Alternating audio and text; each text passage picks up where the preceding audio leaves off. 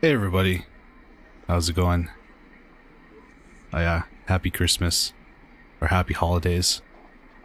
Hey Sab, how are you doing? Hey Bunny. The music was all happy like a few minutes ago. Now it's kinda twisted. Sounds like I have schizophrenia. I don't know what happened. That's from the game, by the way. But yeah, today we're gonna play some Cooking Companions. This is it's a visual novel.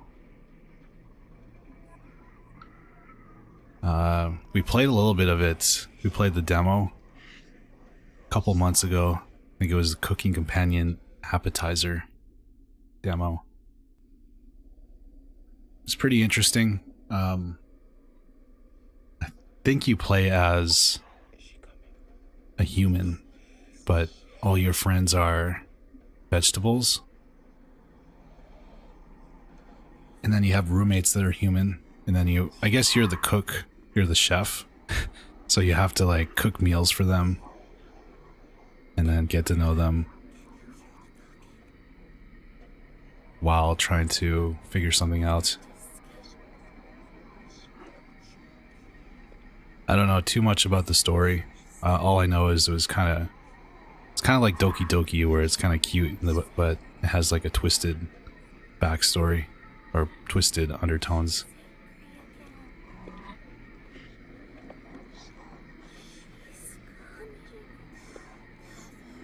But Bunny suggested this game to me a while ago. Finally got around to playing it. We were supposed to play it last Days Off, but I just completely forgot about it, so thought I'd check it out today. Been writing a script for the past 5 hours that needs to be sent in 8 hours. Need to wake up in 6 hours, which means, yeah, that sucks. Hopefully you can get it done. Excuse me.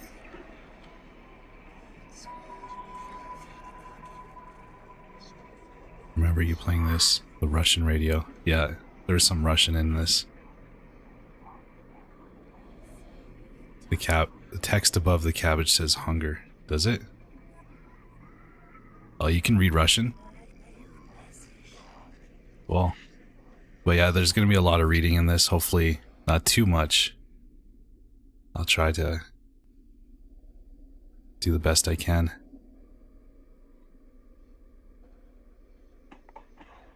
Yeah, the last visual novel was this game, but then before that was Doki Doki. Alright, let's do this. Hey, there's the happy music. Extras.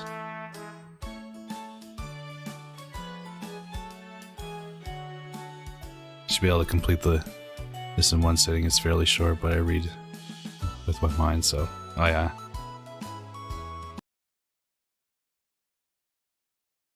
Yes, I translated some of the radio last time. What did it say? Or is it spoilers? This game is not suitable for children, or those who are easily disturbed. You wish to continue? Yes. There's no children in chat, right?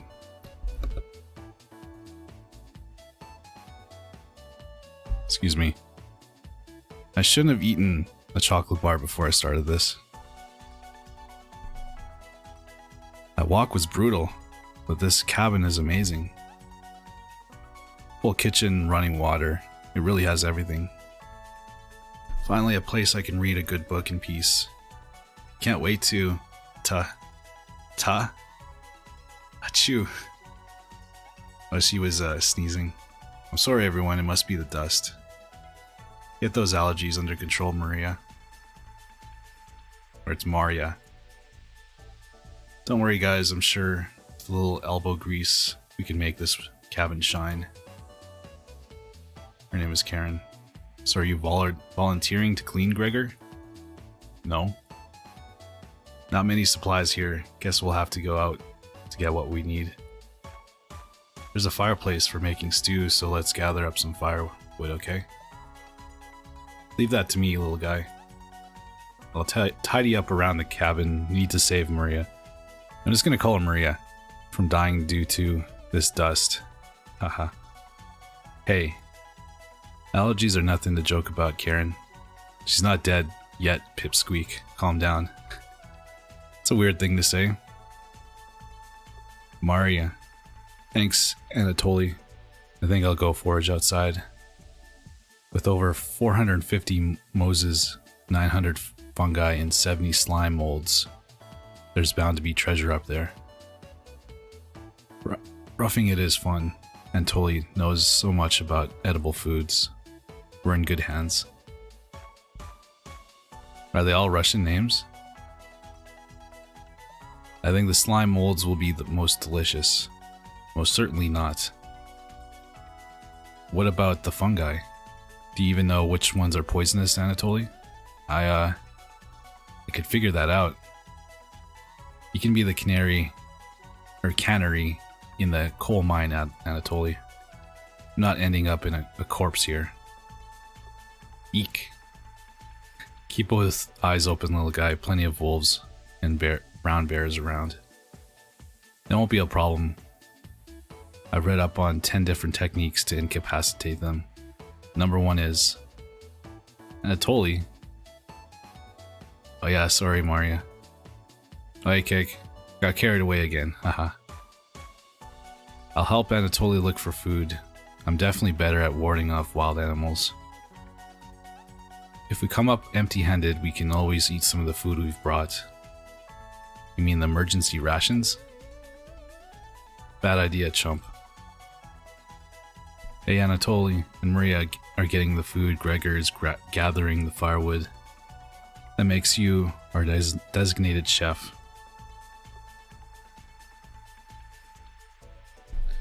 I see this is another Strand type game. What's a Strand type game? Are you talking about Death Stranding? Everyone's looking at you expectingly. You nod. So yeah, we are our own character. Very excited to try your cooking. Alright everyone, let's go work while there's still sunlight. Later. No, just Anatoly and Karina. Maria, Anatoly, Gregor. The 3 exit the cabin, leaving you and Karen alone. I think Anatoly put the supplies in the kitchen. Thanks for helping out the cooking. To save game, right click or hit the escape button on your keyboard.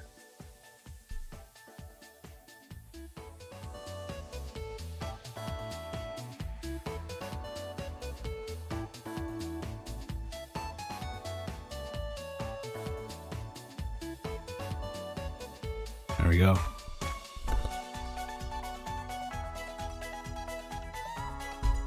It's basically a donkey meme called anything a Strand type. This menu will also allow you to adjust volume levels or exit to the title screen. Alright. You have any experience making meals? Hey, I got achievement.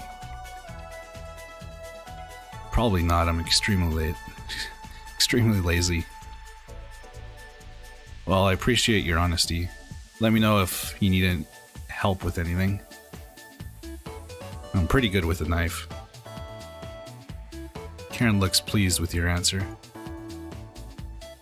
Oh, Cake's playing Train World. Perhaps this is the beginning of a wonderful relationship. There we go.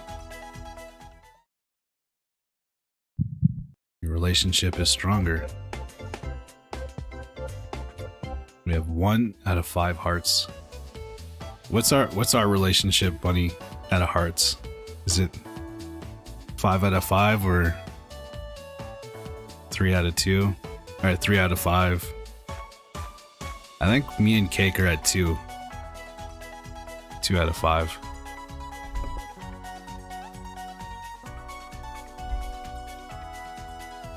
And Sab, me and Sab are probably a good 3 out of 5. Maybe 4. Anyways, Going to check out the living room. Let's talk later. Karen heads to the living room and starts dusting a little bit. You decide to look around the kitchen to find ingredients for the meal tonight. You never know what you'll find around the cabin. Clues and secrets may be revealed by searching an area more than once. Why not give it a try? What area do you want to search first? Let's go with behind the woodpile. There's nothing but cobwebs back there. Thankfully, no spiders. The cupboards? The first few cupboards are empty. Anna totally must have put the supplies somewhere else. Drawers? You check the drawers on the left. Oh, hey! Ismail! How are you doing? I haven't seen you in a while. Hope everything's good. Someone say cooking. Not yet.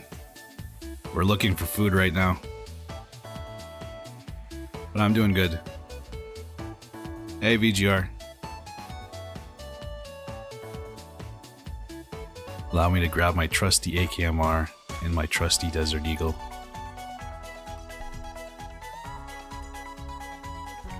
I think this is a game for you, VGR. Aren't you like into anime? Better, brother, thanks. How about you? Yeah, I'm doing good.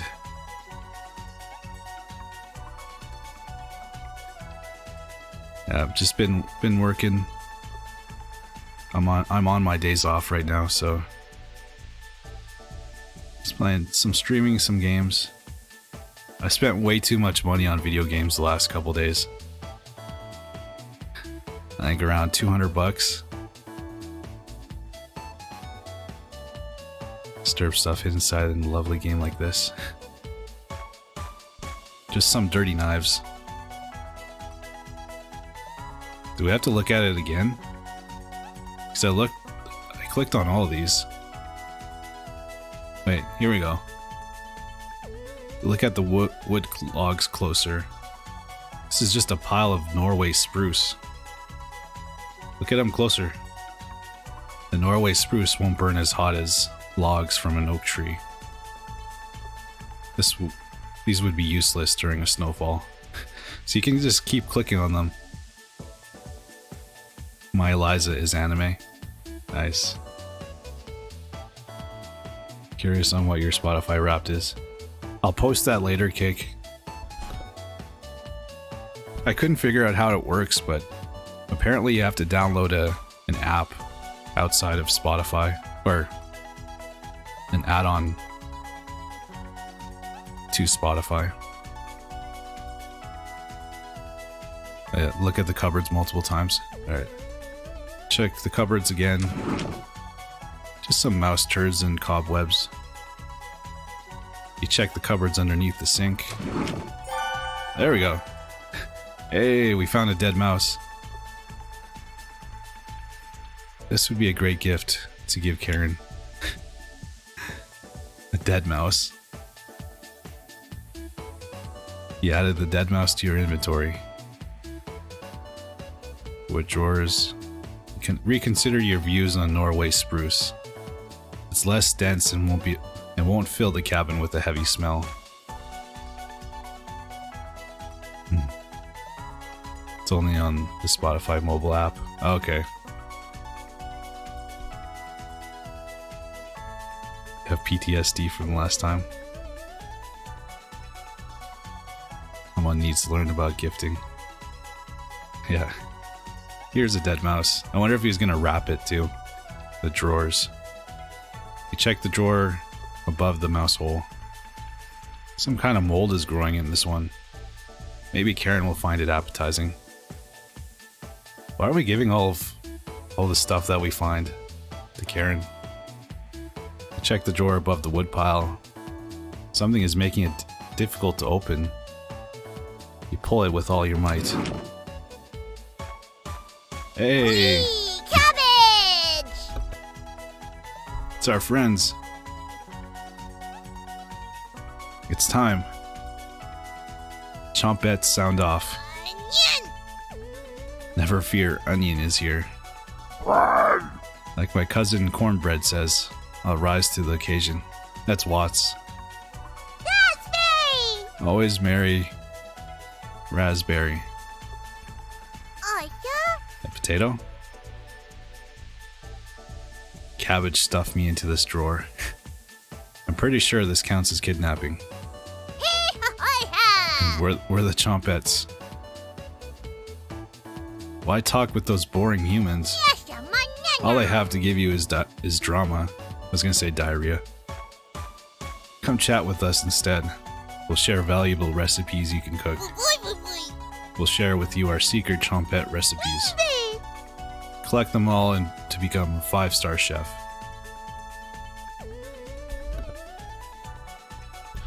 Potato doesn't have much to say.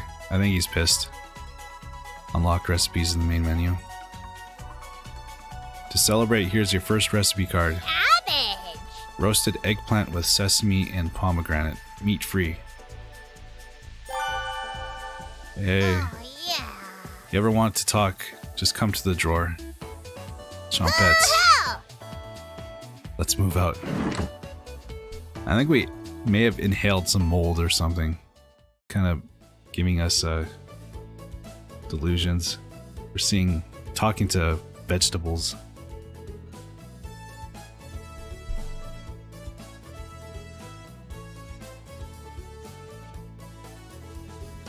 Cabbage rudely slams the drawer closed. You wonder if what you saw was real. You're slightly worried about what this means for your mental state. That's exactly what I just said, but only slightly. Hey, did you find the supplies? You shake your head. And I totally lied. You actually put them in the bedroom. Idiot. Here you go. You got the emergency supplies. Karen leaves you alone. You start a fire with some of the wood and get to work on cooking dinner. Tonight's entree, vegetable stew. You can also mouse wheel to go back in time if you feel like it. Okay, I'll try that if we miss something. Oh no, I'm not the Karen from finance. I don't know if she works in finance, but she likes knives. That's all we know about her so far. In a large saucepan over medium heat, you heat some water with potatoes, carrots, and celery in it. 15 minutes later, you drain the pan and set the vegetables aside. Placing some butter in a saucepan, you melt it over the medium heat. Throwing some chopped onions, you cook it about 10 minutes. Onions are tender and translucent, perfect. You next mix in some flour, salt, pepper, and heavy cream into the saucepan, adding the vegetables to the mixture. Hours pass. Thought it was only gonna take 15 minutes. Oh no, okay. These guys came back.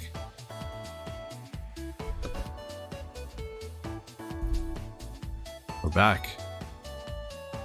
More firewood than you'll ever need. We found some wild sorrel. Maybe tomorrow we'll have a bigger bounty. Anatoli's burying the lead. We saw a red deer. Maria spotted it. Yeah, that's great. Anyways, killed 17 spiders today while you were looking at a deer. God. That should come as no surprise. There's over 160 species of spiders here. Oh. 160? Don't worry, Maria. I'm sure though they were all in the bathroom or something. No. Almost all of them were near the couch. God. I was going to sleep on that couch. That's where 16 of them were. I'm not sleeping on that couch then. There's only 2 beds in the bedroom. Don't sweat it, Maria. I can sleep anywhere. So I'll sleep in the rocking chair. I'll sleep with one eye open just in case any of them swarm the couch. Thanks, Gregor. Karen and Anatoly, you two take the bedroom. Thanks, big guy. Joke's on you, Gregor. I always planned on taking one of the beds. Hey, Anatoly, I snore louder than a lumberyard. Ick. Sweet dreams, chump. Turn back to the bubbling vegetable stew and try a bite. This tastes pretty good. You cooked vegetable stew. There we go.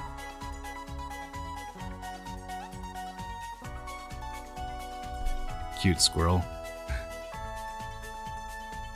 Nobody's mentioned the squirrel yet on this guy's shoulder, so I don't think they know.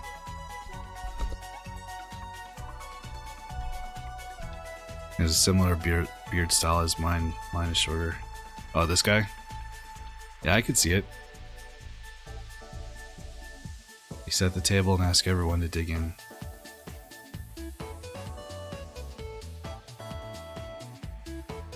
Oh wow, this smells delicious. Thank you. You must be a world-class chef. Karen takes a bite. ... It's bland as hell. Karen? Tastes like every other vegetable stew I've ever had, so generic. Jeez. Could probably use some meat next time. Gross. For a side dish, you could make some bread and utilize the Regaria vesca, also known as strawberries, for some jam. Nobody cares, Pipsqueak. Wow, Karen's so mean. Yeah, she's being a Karen. And Totally, that's a very cool name. Everyone laughs at Karen. Polite ribbing. Nothing makes you happier than cooking a great meal for friends. This could very well be the best day of you've ever had. You go to bed stuffed.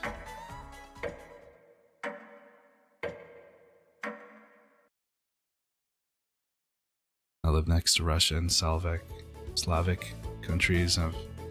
I've never heard Anatolia. Hold on, I need something to drink.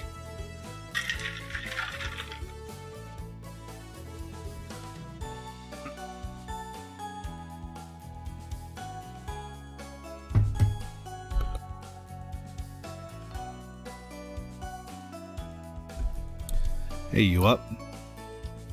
How'd you sleep? I was so warm last night I didn't even need a blanket. She looks miserable. What time is it? About 1 hour until dawn. Will you two pipe down trying to sleep over here? Yawn. Gregor, the birds outside aren't making much noise yet. We didn't bring many supplies, remember? Better to get a head start on gathering food. Do we ever find out why they came here? They just wanted to get away from the city? I honestly can't see the trees outside right now. Gregor, did you see any spiders last night? There was one small one in the bathroom. Ick. Actually, I did see a centipede by the sink. Maria turns a little pale. Karen's messing with you, Maria. Let's find more than wild sorrel today. You're a lucky little guy. Maybe I'll teach you how to catch some wild brown trout. What's with you and meat, big guy?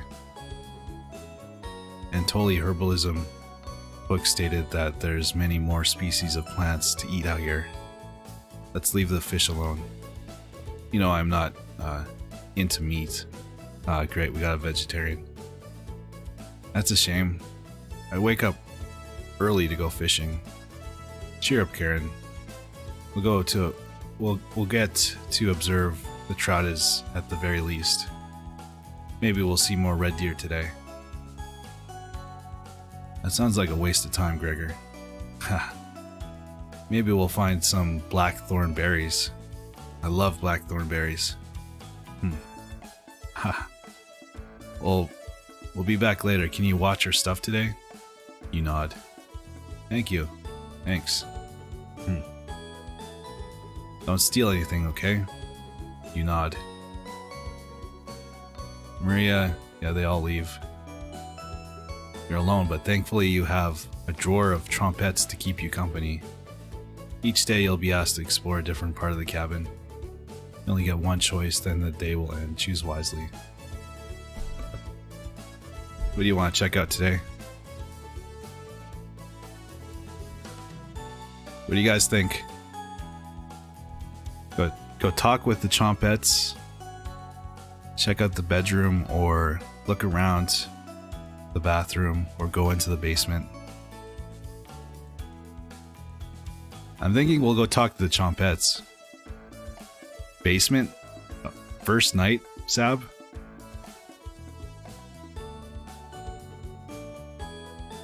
Remember what happened last time?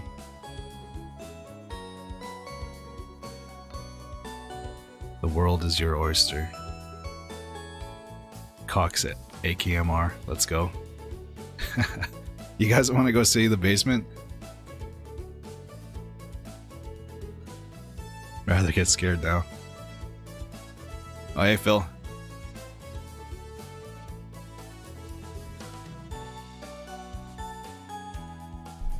Alright, let's do it. Let's go explore the basement. Oh, it's locked. This door goes into the basement.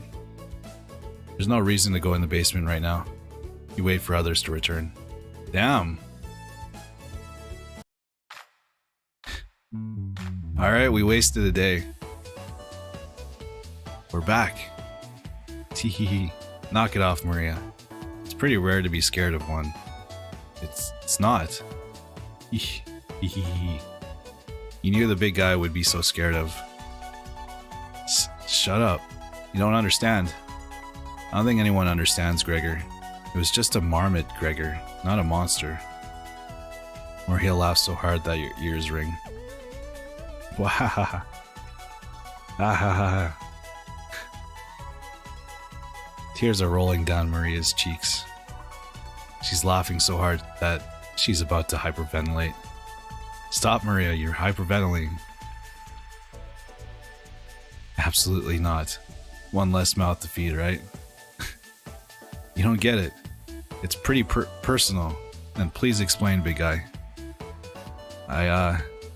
Gregor looks incredibly uncomfortable. Hehehe, let's leave him alone.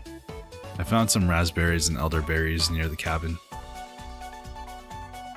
Yeah, we played the demo before, Phil. This is the full game.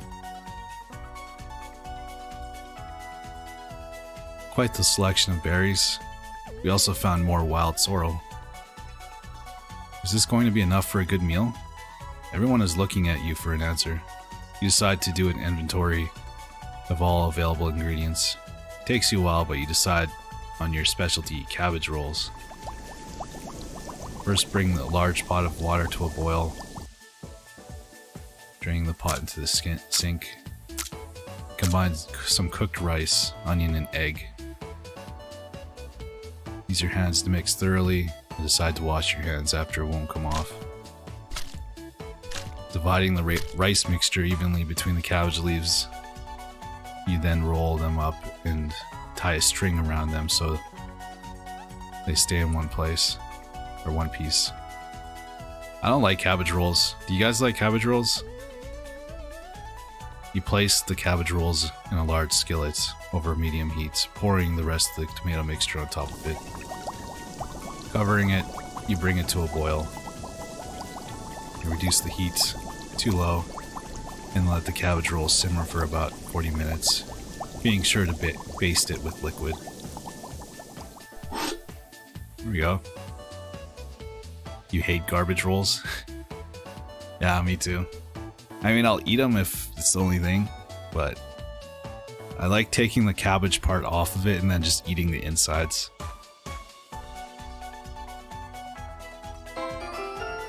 Yay, cabbage rolls. Maria looks optimistic. Wait, I just realized I saved before this event, or before we chose what we were doing for the day. I could reload the save so we don't waste a day. See, look. Here, I'll save it here. And then I can load this game.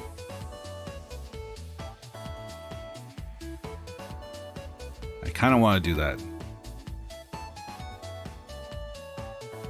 Cabbage Rolls sounds like dolma. Love any kind of dolma, stuffed vine leaves, pumpkin flowers, cabbage, etc.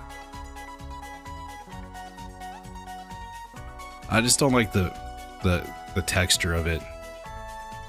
I like rice and everything else, but just biting into a leafy outer shell, and then the mixture of rice and everything else with the leafy shell. I just don't like the texture.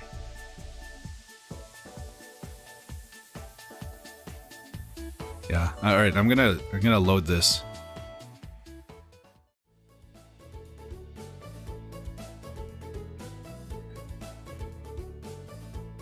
All right. We got tab. Oh shit! Holy shit! That went by fast.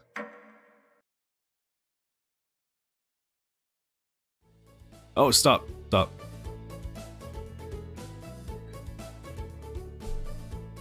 Your pronunciation of Dolmo is perfect. Cool.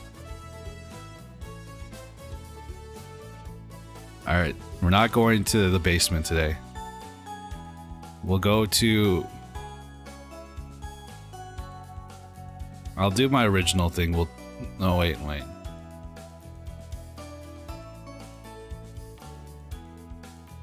I'm gonna go to talk with Chompets.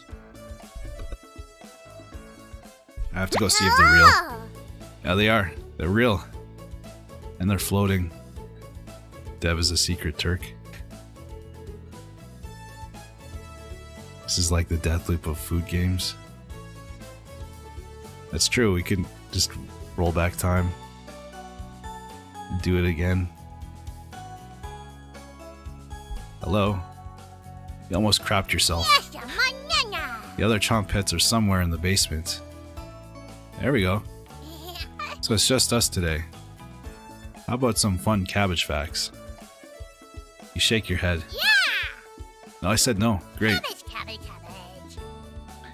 Cabbage has 24 calories and 100 grams, and is a great source of vitamin K and C. Purple cabbage has even more vitamin C than green cabbage. Maybe you should ask Anatoly why that is when he gets back. Globally, Russia eats the most cabbage. Pretty cool, right? I should have been a scholar instead of a world-class comedian. Since you've been so patient today, I will give you the Chompet's secret recipe for Lebanese-style tabbouleh. Tabbouleh.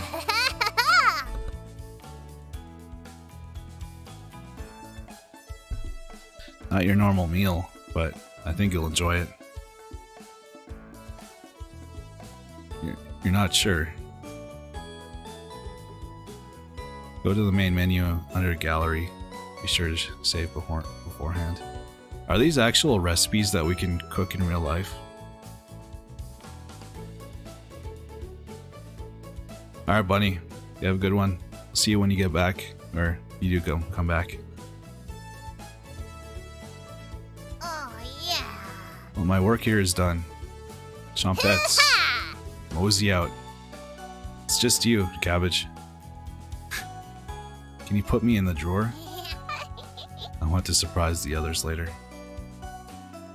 You're extremely relieved that the cabbage has stopped talking. You shut the drawer as per her request. You look over the supplies and start planning your next meal. There we go.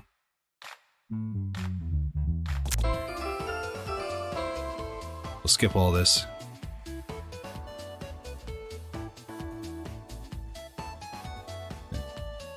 Seems like they like it. Let's see what Karen has to say.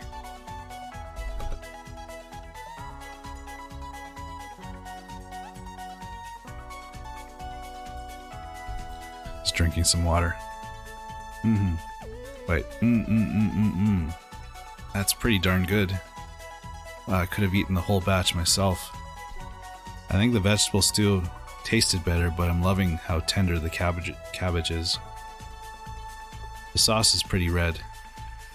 Did you use fresh tomatoes for it? It really adds to it. Spoon some of the liquid on top of it. Thank me later. Incredible. It's definitely growing on me. Thanks again for cooking. This is really something special.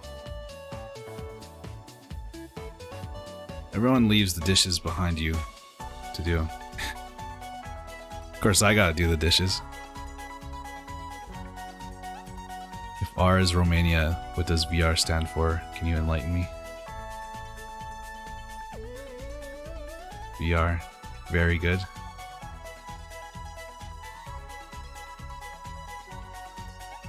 I think the only Romanian I know is VGR.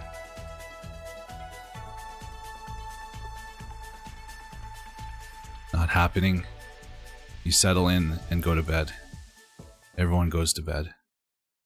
Tomorrow will be another great day.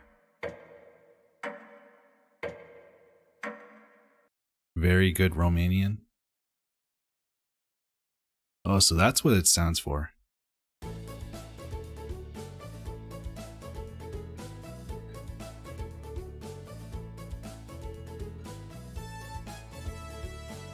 Good morning, everyone. Yeah. Again, Gregor. Can't you let us sleep in? Not today. Why? Storm clouds are gathering outside. We need to find some food before it begins to pour. Gregor, you're overreacting. We have enough food to last us for a while. Enough food? I thought we used most of the supplies for last night's dinner. He's right. The meal you made was delicious, but it used a lot of what we had. Gregor's also correct.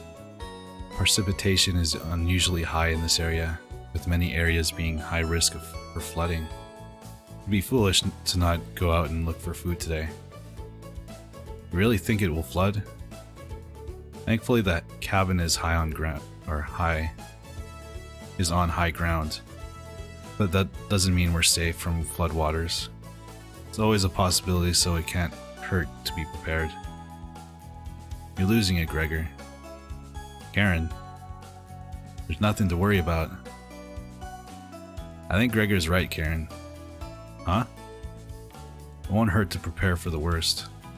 I think she's right, Karen. Fail to prepare, prepared to fail. And Tolly, let's go out and prepare for the storm. Foraging should be a key priority today. There are plenty of edible foods and it has better odds than trying to hunt. Can't we just go to a grocery store? Give me a few minutes and I'll plot out our route on some paper. Let me help, little guy. Oh, hey, Clarina. Hey, it's tomato. I think that's the only ingredient we're missing from the chompettes. We have the cabbage, the potato, raspberry, and then one more. Onion. But we did use tomato on our cabbage. On cabbage last night. Still hanging around. Fortunately, in life, you can't make everyone happy. When given a choice to speak to a character, choose wisely. You can only select one of them. Try to max out your bond with certain characters for unique dialogue and scenarios. Which one would you like to talk to?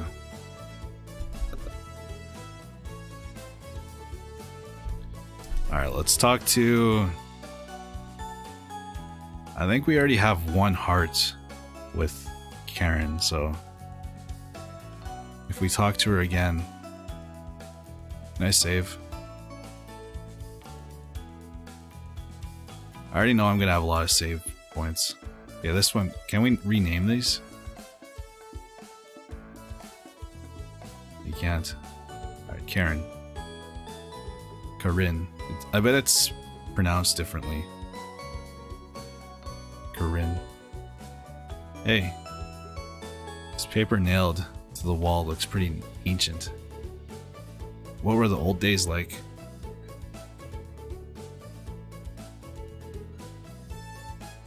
Extremely brutal.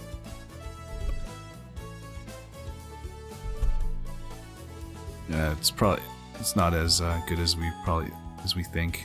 We go as extremely brutal. Oh really? You'll have to share the details with me later. Okay? Karen will not be able to stomach your stories, but you still agree. You'll tell her the details later. She'll definitely remember that. There we go.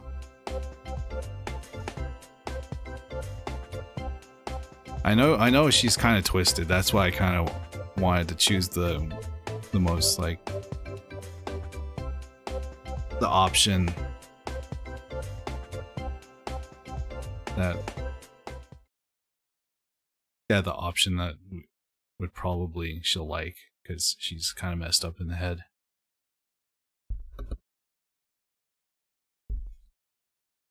You hear a shout from the other room. Gregory and Antoli come back from their meeting. Gregor is blushing slightly. They see another marmot. Hey, can you cook something while we're out? You nod. Thank you. Alright everyone, we have our route now. Let's beat those rain clouds. The group leaves, determined as ever. You have the cabin all to yourself. What?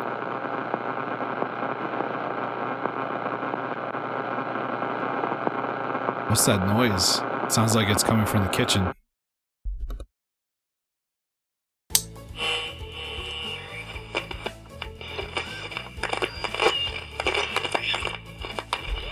Huh? Radio? What's going on with that radio? Let me know if the volume is too loud. You didn't even notice it on the ground when you walked in.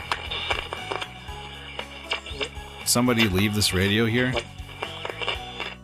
Looks newer than anything you've seen before.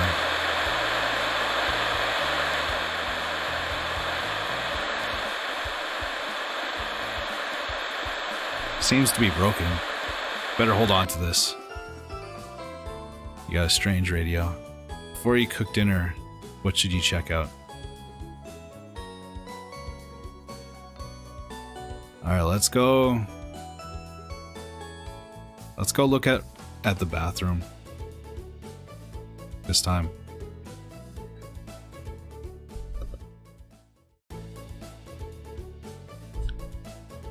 You remember an old tale about a child who said a killer's name 3 times into a mirror. ...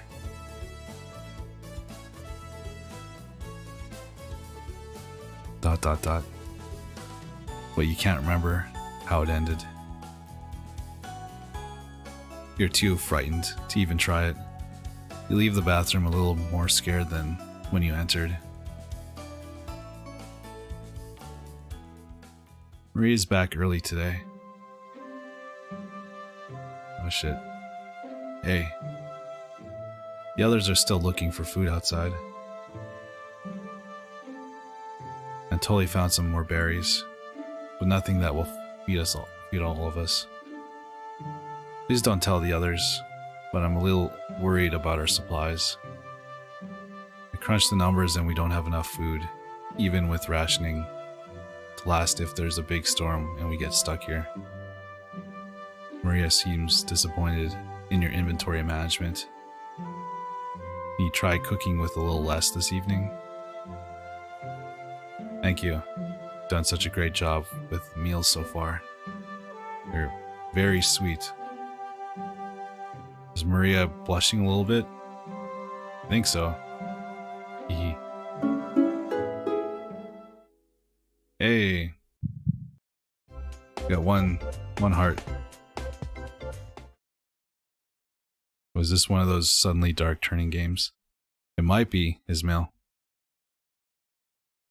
It might be. Maybe you can teach me to cook sometime. You nod, looking forward to it. Could hold cooking classes here someday. Rudely interrupting a tender moment, the others burst into the cabin.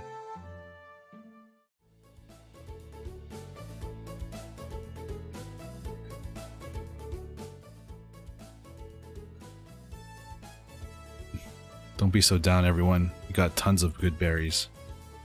That all we're eating tonight is just berries? Tch. Jam is so bland without any sugar. Do you have any sugar? You shake your head sadly. Yikes. Turn that frown upside down, Karen. Who knows what tomorrow will bring? I'm not smiling for you, Gregor. Eek. Missed out. The sunset was really tremendous on our way back. Hues of orange, red, evening out. Red sky at night, sailor's delight. Red sky in morning, sailors take warning. So we can expect a sailor's delight tomorrow? That's awesome. You're such an optimist, big guy. You must have walked a few miles today. Gorgeous sights, you could even see snow on the tip of the mountains. That rumble sounded like a dying calf. You look from person to person trying to determine who it was. It was definitely Maria. Maria, I'd recognize that sound from anywhere. Yeah, guilty. Maria looks embarrassed, but the group laughs at her honesty. Except for you. You search your mind for something to say, but all you can think of is an old riddle. Those who have it do not want it. Those who have it least succeed. Those who have it for too long perish. When you feed it, it gets smaller. What am I?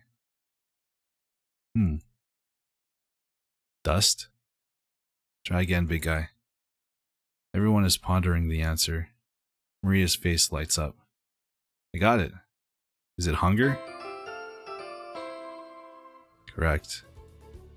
Yeah, I was going to guess that. It's, what's in the menu tonight, chef? Bread and jam. You crush the berries into a small mortar and pestle, spreading it on some crusty bread. You cooked raspberry jam and bread. Every time we cook something, we always get an achievement. The bread's a little tough. Gregor, don't look a gift horse in the mouth.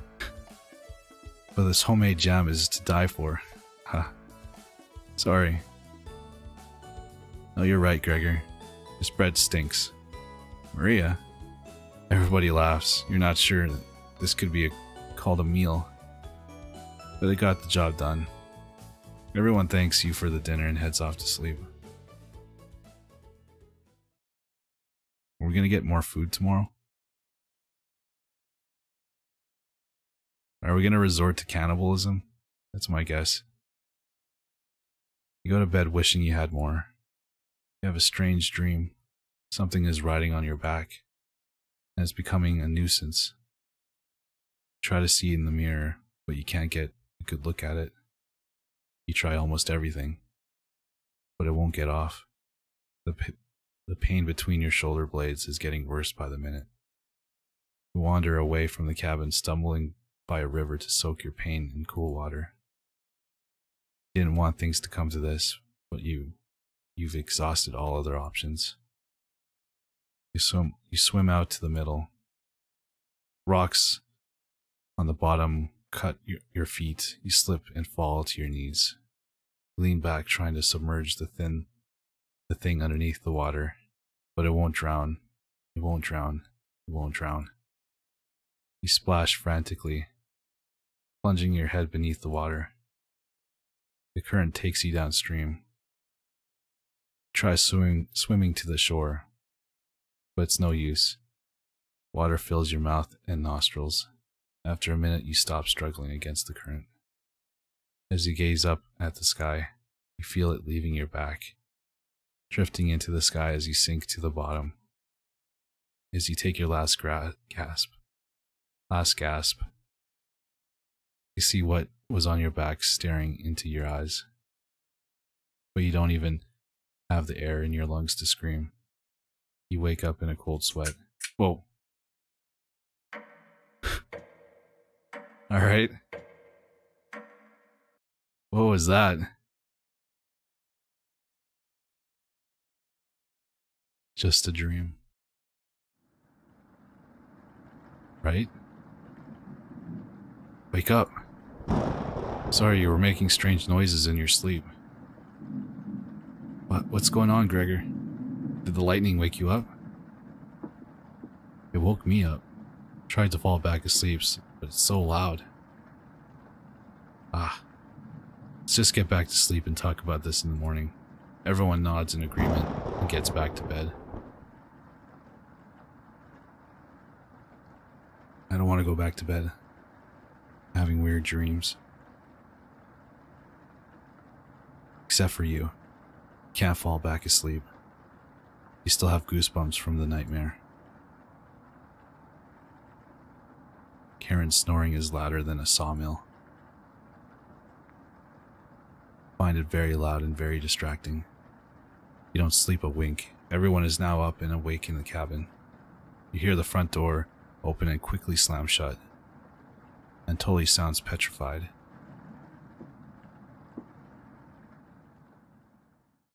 I looked out the door and we're completely surrounded by floodwaters. Looks like the sailors' take warning was more appropriate for today. Maybe it'll clear up tomorrow? You can't steal big guy's optimism, Karen. Why the hell not? That's all he has going for him. Yeah. He's also good at chopping wood, though. Haha. Knock it off, you two. Maria, do you think it'll clear up tomorrow? I give it a 27% chance of it clearing up tomorrow. Based on what? I was bored stiff, so I read a book on local precipitation levels for the last 20 years in the living room. Sounds like you're stealing Antoli's thunder. Antoli, you're a book nerd, right? Why didn't you read it? Eek. Couldn't make it past the cover. Is that right? Yes. That bookshelf has some great books on artisan crafting and natural sciences. Why let them sit there gathering dust? How did you arrive at 27% chance of it clearing up tomorrow? Does it keep cutting out? I think I have the sensitivity too low. Here, we'll try that. Mic keeps getting cutting in and out. Hopefully that will work. I can turn off the noise gate actually.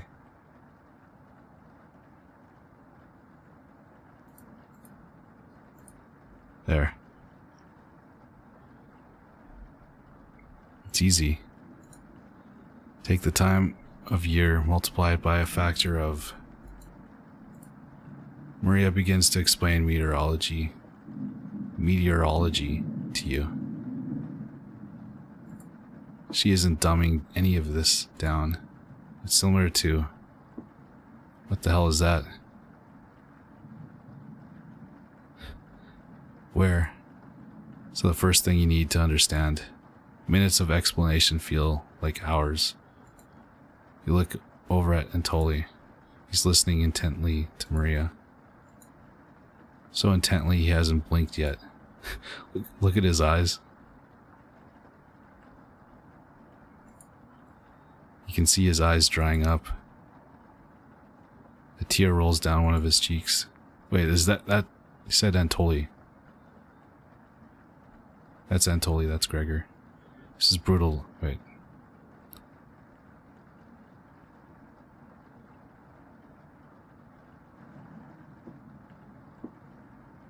Look over. Yeah, Antoli. It's brutal to watch. Maria finally wraps up her lecture. She ends with a bow. Nobody claps. Tough crowd. That was awe-inspiring. You lost me a few minutes in, but it's okay. I don't understand a word of it, haha. And totally turns to you. Anyway, there's no telling how long this will last. Can't even leave the cabin until these floodwaters stop. I know your situation's a little tight, but I know you'll make the right decision. I believe in you. Me too. She looks terrified. Looks like we have enough leftover berries for more bread and raspberry jam. I'll pass on the jam, or just give me more crusty bread. Everyone laughs. Except for you. With everyone stranded in the cabin, you need to keep everyone fed and happy. You sneak out of the kitchen while everyone's still talking. You get out some crusty bread and get to work making some more jam. With the kitchen to yourself, you decide to check in on Chompettes. These guys look like they're still happy. Hello? Don't worry, as the leader of Chompettes, I'll make sure none of the humans know about us. That big guy would try to eating me like an apple, so definitely don't tell them about us. Hahaha. Are your plans going awry? Hahaha. Got another cornbread classic for you. Did you hear about the bread maker's bakery burning down? No? Her business is now toast. That one's been done to death. Do you know how raspberry and milk were introduced? You tell her no? Raspberry! Raspberry milk shake. You let out an audible groan.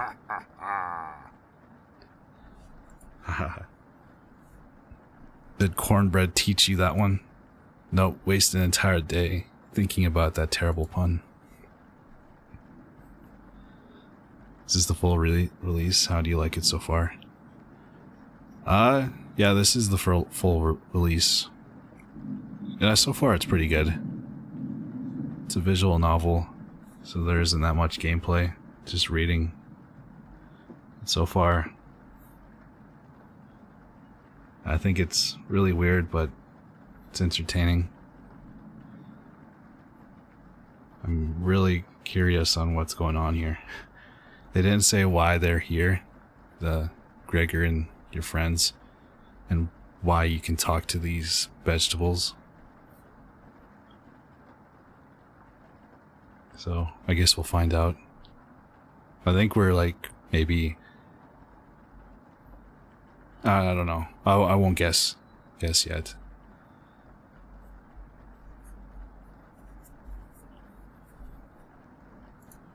Hahaha.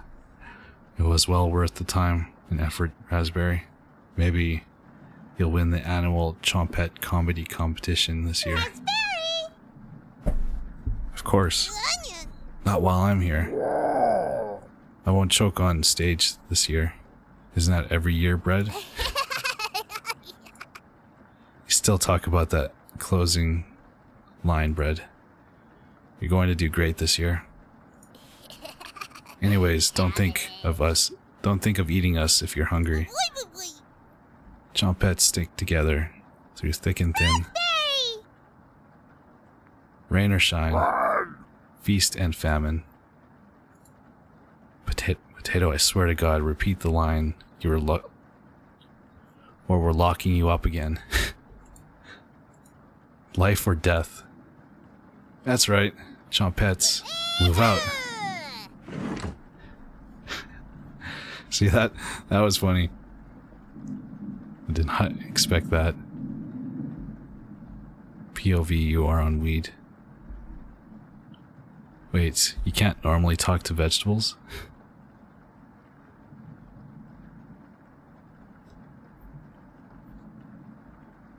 That really confused me.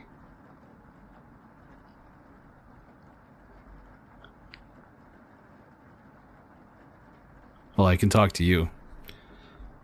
And you're a tomato. And cake is is a cake. So I guess I can talk to inanimate things. And food. But yeah, in this world, in this universe, I don't think it's normal. That's why he's trying to keep it a secret. The Chompettes somehow managed to close the drawer on themselves. You bring the crusty bread and jam into the living room.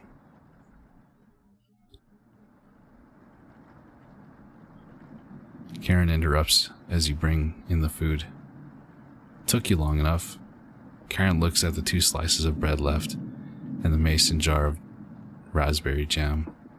There's mold on these last 2 slices of bread. You're gonna starve to death here? Karen is right. What the hell is the matter with you? You grip the knife tightly in your hand. You think this is enough for 5 of us? Well, wait, we can't throw away this bread. It's all we have left. Gregor's right. And totally will mold spores give us food poisoning? No scientists, sorry. Let's pick off as much mold as we can. We can't leave with the floodwaters, so this will have to last us another day. Everyone grimly nods, ripping apart their piece like a pack of wolves. Gregor seems to unhinge his jaw and eat it in one bite. He looks like a duck eating bread. Thanks again. Bread and jam isn't much of a meal, but it's more than we had when we left Ukraine. Plenty of rainwater outside, so at least we won't die of dehydration. But until the storm is over, nobody should leave the cabin. Should clear up if we just give it a chance. And Tolly, where are you getting that information from? One of the books on the bookshelf about the climate here. You're illiterate, so that definitely is a lie. What? I've seen him reading. The little guy's been studying. I'm serious, he pretends to read those books because he wants us to think that he's smart, but I can tell he's just staring at the page, faking it. What do you think? Why do I have to answer that? I think he can read. He can definitely read. You finished the code? Nice. And Tolly doesn't know his weather conditions from a hole in the ground. Karen is correct. And Tolly can read. I saw it with my own 2 eyes. If I say this, I'll probably lose a heart with Karen. But if I say this, I'll gain one. We're not 100% sure that he can read. Did anything scary happen? We had a nightmare. It was pretty creepy. My microphone kept on cutting out when I was reading, so I turned off the noise gate. And I had a drink of my G Fuel.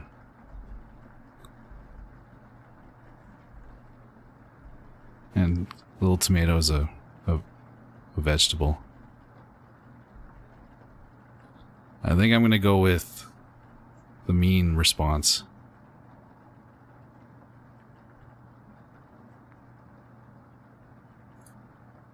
Yeah. He missed the fun bits. You're funny. I keep pretending with those books, Antoli. Brutal, Karen. I found an old picture book in the living room, Antoli. Let me know if you want it, small fry. Karen. Karen smiles at you. I guess let's call it a day. Yeah, sure. I can't 100% confirm that he can read.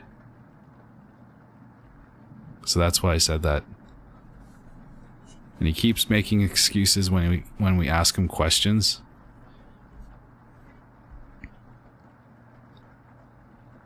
So I went with a response that is the logical one. I'm a vegetable as well in the state I am in. You should go get some sleep, Sab. Or drink some G Fuel. Hey, Bunny. I'm back and drinking Coke Cherry from Cooking Companion's mug. Nice. Cherry Coke is my favorite. I always get it when it's like available. Not many places in Canada has like Coke Cherry. There's only like maybe the movie theater lets you add cherry to your Coke.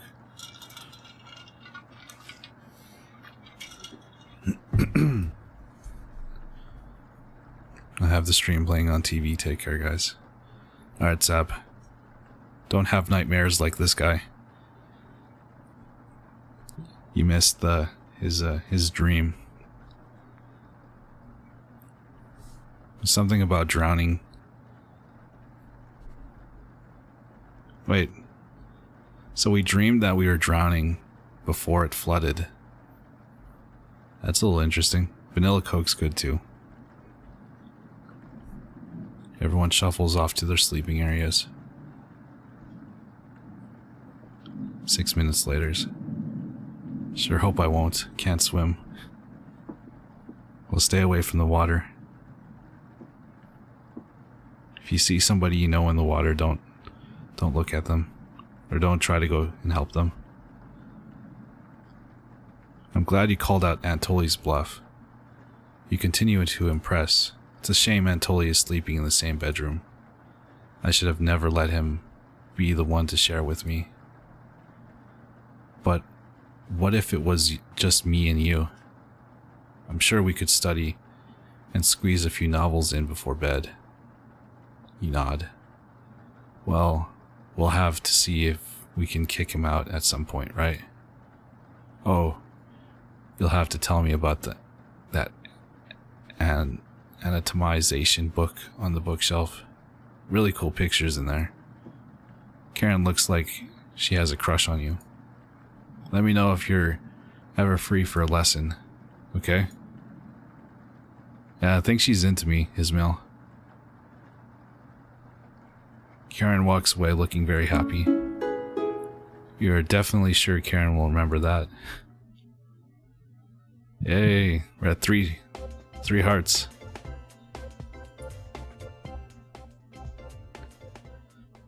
I think me and Ismail are at 3 hearts. Me and Bunny are at 4.5. You get ready for bed and put a blanket on. You go to sleep very hungry. I've gone to sleep hungry, it's not too bad. Just drink some water. Day 4.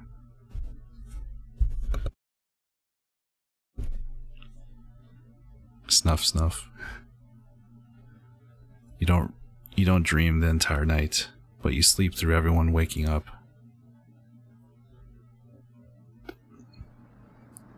And that's how fast a deer could run it if startled.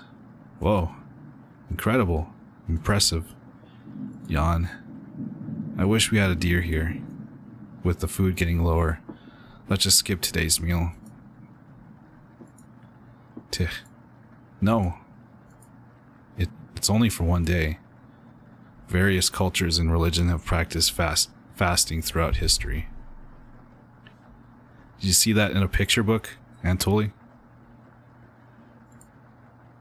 That doesn't make us feel any better, Antoli. What options do we have? Our food wasn't rationed properly. Antoli leaves, mumbling to himself. So passive-aggressive of him. Everyone goes to a separate area. Karen in the bedroom, Gregor in the living room, Maria in the kitchen, and Antoli in the bathroom. Who do you want to speak to?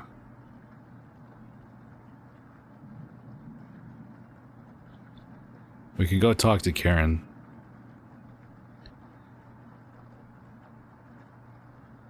But I don't want to ruin our relationship status. Intermittent fasting is healthy, actually.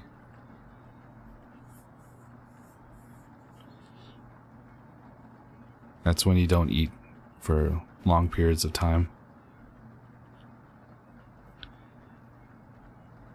I do intermittent fasting when I'm streaming, because I don't eat for 4 hours.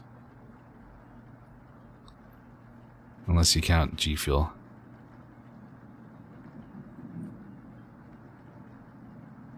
Intermittent. Alright, we're gonna go talk to Karen. Wait, I'm gonna save it here. In case something goes wrong.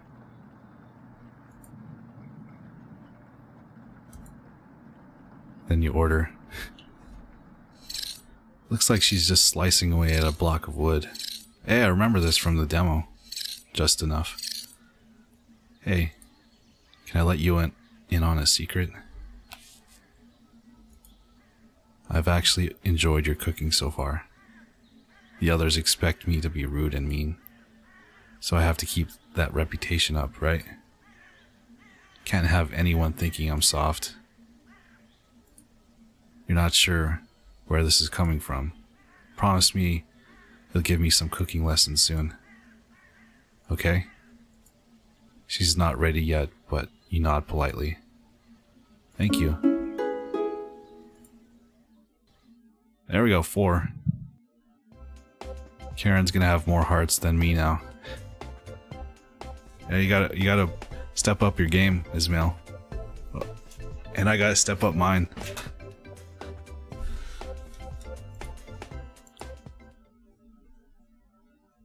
You leave Karen by herself. Everyone looks so pretty down this evening. Everyone looks so pretty down. Everyone looks pretty down this evening. Jeez. She surpasses me. Wish the rain would just stop. You're all doing great. We must be almost to the end of this nightmare. I'm so hungry. Me too. You are too. You wish everyone a good night and get ready for bed. I didn't think it would turn out this way. Did I screw something up? Like, is there a way to, like, get more food? And I just chose the wrong option? You go to bed with a growling stomach. You have a strange dream. A boy is yelling at you in the kitchen. You keep telling him to lie down on the tray. But he keeps shaking his head, calling you names. So you do it. You lie down on the tray and make your body as flat as a board. You show him how it's done. His anger turns to courage, and he pushes you into the oven. As the stench of burning hair fills your lungs, you see him sneering back at you. You wake in a cold sweat. Oh. Alright. I think we're gonna resort to cannibalism now. The food's run out, guys. Gonna make some victory meat.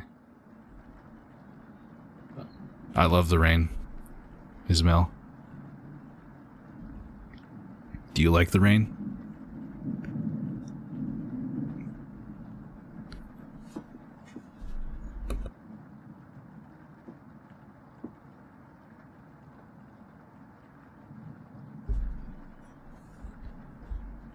Man, if I have a nightmare tonight.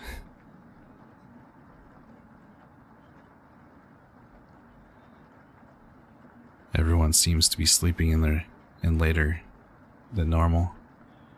Their stomachs must have kept them awake all night. The rain's still pouring outside. You can barely make out the trees from the windows. You hear a string of blankets, arms and legs. Maria looks petrified. I couldn't sleep. And Tully has bags under his eyes.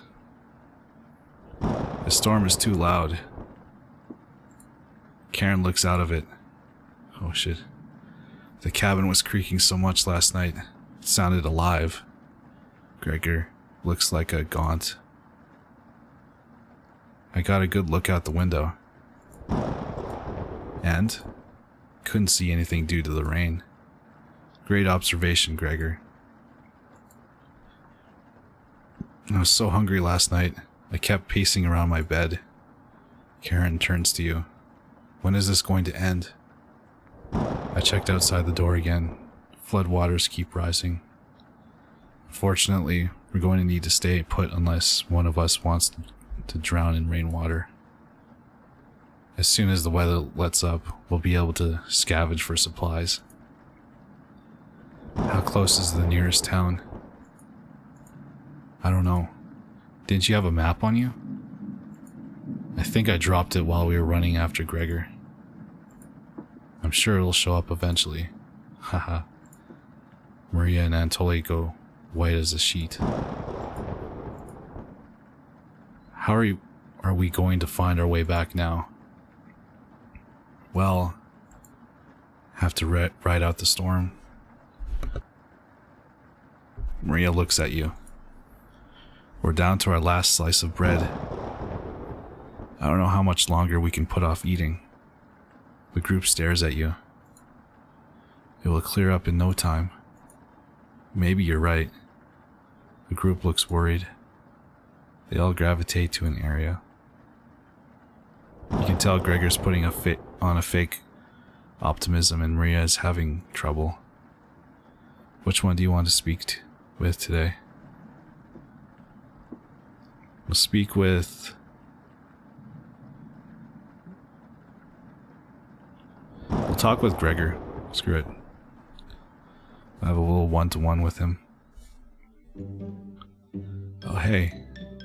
I know you already searched the kitchen, but I had to double check. A fool's errand. I wish everyone was in better spirits. It can't rain forever, right? Rainfall in this area can last days to weeks. You tell Gregor to stay strong. You know what? Thank you. The group is really thankful for your kindness. Gregor blushes a little bit. I always wanted to be the one that kept everyone in good spirits, but it's obvious you do that much better. Gregor's looking at you fondly. There we go. We're at 1 heart. The rain is pounding hard against the wooden cabin, but at least none of it is getting inside. You tell Gregor to keep his spirits up and join the others. You call everyone together. They all look grim. You could cut the tension in the room with a knife. Everyone is staring at you. They're expecting that last piece of bread for dinner. You bring it out, everyone cannot take their eyes off of it. You instruct everyone to take a pinch, and slowly all 5 of you tear it apart like a wishbone. Everyone studies their piece of bread carefully, wondering how long it will last. Karen is the first to eat hers. She chews each bite a few hundred times before swallowing. Anatoly chews it cautiously, opening his mouth once he finished each bite. Maria nibbles on it silently, eyes wide, moving from person to person. And Gregor just pops it in his mouth like a cherry. It was gone in an instant. The best dinner ever. The group thanks you awkwardly. It's not much, but you've run out of options. You wish everyone good night and get ready for bed. You go to bed starving. I think we're gonna eat Anatoly. Gregor would have the most meat, but Anatoly... We could eat this guy. The little squirrel on his back. Good morning. Morning. Let me check if the rain has stopped. It's still flooding. What are we going to do? Humans can live about 2 to 3 weeks without food. Water isn't a concern. Rainfall should end in a day or two, right? Actually, precipitation can occur more than 215 days a year here. But do you really think it will rain that long? And Tully, it's been days already. What makes you think it'll stop soon? Relax everyone, let's see how long we can ride this out. Fingers crossed it's done by tomorrow. Panic is slowly creeping in. Everyone's looking scared, but you need to survive. Karen and Gregor begin to discuss next options. Do you want to speak with Maria in the kitchen, or Anatoly in the living room? Think instead about everything you've done wrong and how you've doomed everyone. I can choose that. Not talk to anybody. I think we'll talk to Maria.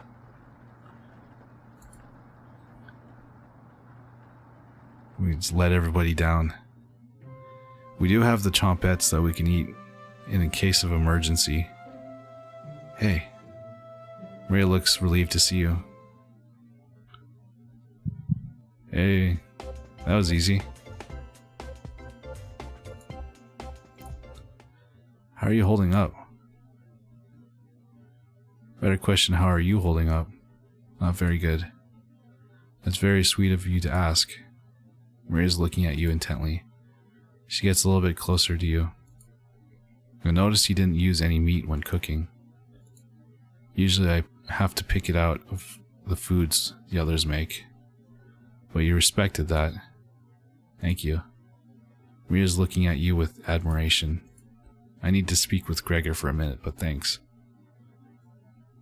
You're definitely sure Maria will remember that. Yeah, we're at 3. We're at Ismail level relationship. Now, how did the 4 to 5 of them came to be in this cabin? That's what I'm trying to figure out. They didn't tell us. You decided to check out the drawer again. Oh great, soon she'll pass me too. Hey, it's Potato. You ask Potato where the others are. They'll be back. They wanted to explore the labyrinth of tunnels around the cabin. Surely you've seen the mouse holes, right? They'll connect all over the cabin. Must have been some mouse that created them, or something worse. Anyways, I'm not going to sugarcoat this. Things are going to get worse from here on out. You have a feeling Potato is telling the truth. You realize some drool is leaking out of your mouth. Disgusting. Don't even try to eat me. You just get deathly sick if you tried. And from the look of you, you need to retain all that water you can. From rationing to cooking, you failed every common sense measure for basic survival this week. You knew something like this would happen, right? Never mind. With flood waters rising and no food now, I think it'll be a great time to go over the fundamentals of starvation with you. When experiencing starvation, there are 4 factors that will determine if you live or die. Age, height, weight, and your degree of activity or inactivity. You've been especially lazy, so I think you'll survive a little longer than the others. The Harris-Benedict equation can help you figure out how many calories you need to simply maintain your current weight. The equation produces a number called the basal metabolic rate, or BMR. Stay with me here. BMR equals 655 plus. Yeah, that. Got it? For fun, let's try out on someone here. Maria. Using Harris-Benedict, she looks like she's 120 pounds. About 5 feet, 5 inches tall, about 20 years old. crunching the numbers, I think she's about 1,388 calories daily. But that's being abnormally stationary. She'd have to lay in bed all day and night just eating, breathing, and using her brain. Not very common when you're starving to death. People tend to get up more. If she was being very active, let's say swimming through the floodwaters, we need to multiply that by 1.9. So now she needs 2,638 calories per day. It's quite the difference, especially if you didn't ration the food properly, which you didn't. I guess that wraps up our first survival lesson. Hopefully we'll never have to speak again. Okay? You shut the drawer, going over the numbers again.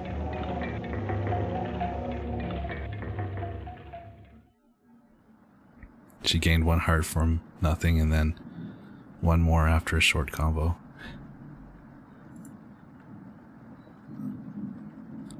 I don't think any of us can take this much longer. Gregor's voice starts to crack. I don't want to ask this, but it's time. One of us needs to go outside and search for food. Everyone is silent. I'll go. Maria, I used to swim all the time near my house, so I probably have the best chance of swimming through the floodwaters. No, let me go instead. You won't get very far if anything happens to your glasses, Anatoly. You're blind as a mole rat, remember? That's true, but... Little guy, let me go. Gregor, sounds good to me. Karen, his arms are definitely the longest, so he'd probably be the best at climbing trees out of all of us. No, that wouldn't be right. Gregor, let me go instead. I get that none of these options are good ones, but we need to find food or help. Gregor grabs a branch from the woodpile. He cuts it into different measurements. Since we can't come to a consensus, let's draw for it. We'll each pick one from my hand, and the shortest will go outside to search for food. You're not worried about drawing? You saw Gregor cut the branch lengths, so you can tell which is the biggest one of the bunch. You pick it. You watch the others intently. Will it be Gregor, Anatoly, Karen? Will it be Looks like I've got the shortest. Maria, it's okay. I watched Anatoly forage earlier, so I'll know what to look out for. It's an interesting necklace. Just swim until you find higher ground, then scout the area. Maybe you'll find a fish out there. Everyone looks heartbroken. Karen, Anatoly, and Gregor. I'll keep us all alive. I promise. She promised. Everyone watches as Maria leaves the cabin. The silence is deafening. Goodbye. The door shuts behind her. You can faintly hear her yell about how cold the water is. And then silence. Maria has left the cabin.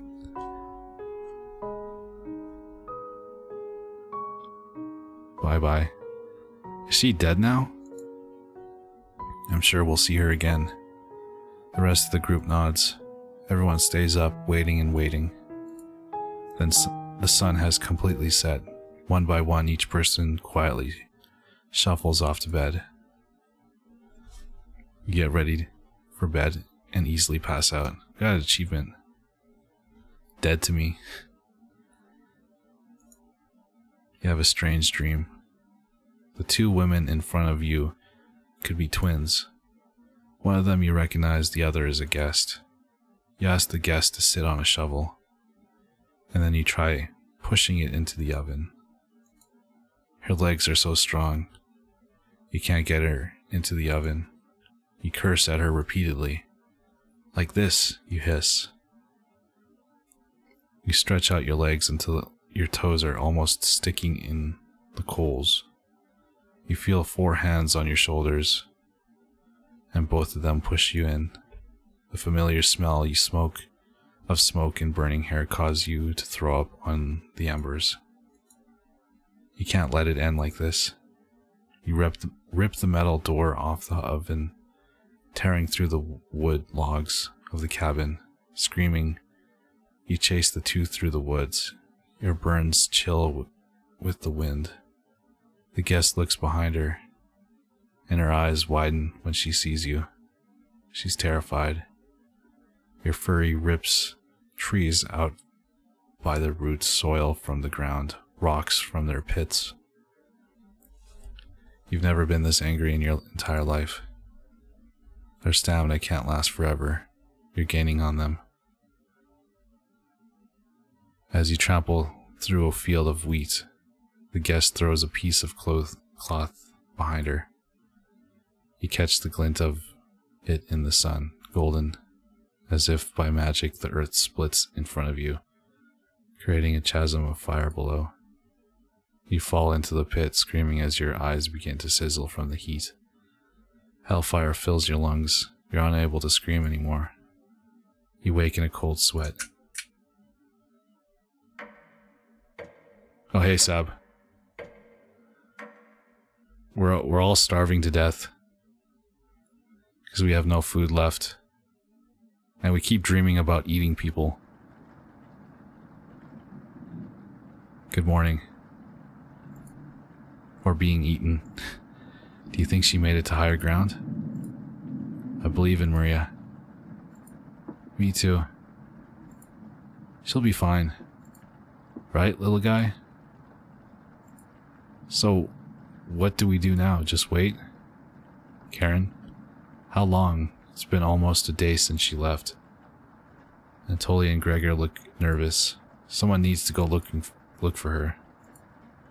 We need to wait, Karen. Wait for what? The nearest town is miles and miles away. Waiting is all we can do for now. So it could be days before she gets back. What are we supposed to eat? Mice? Karen, I'm sure Anatoly will agree, but we'll discuss next options when we get to it. Every waking thought is about food now. I never should have eaten that much. They're not looking for food because it's flooding outside.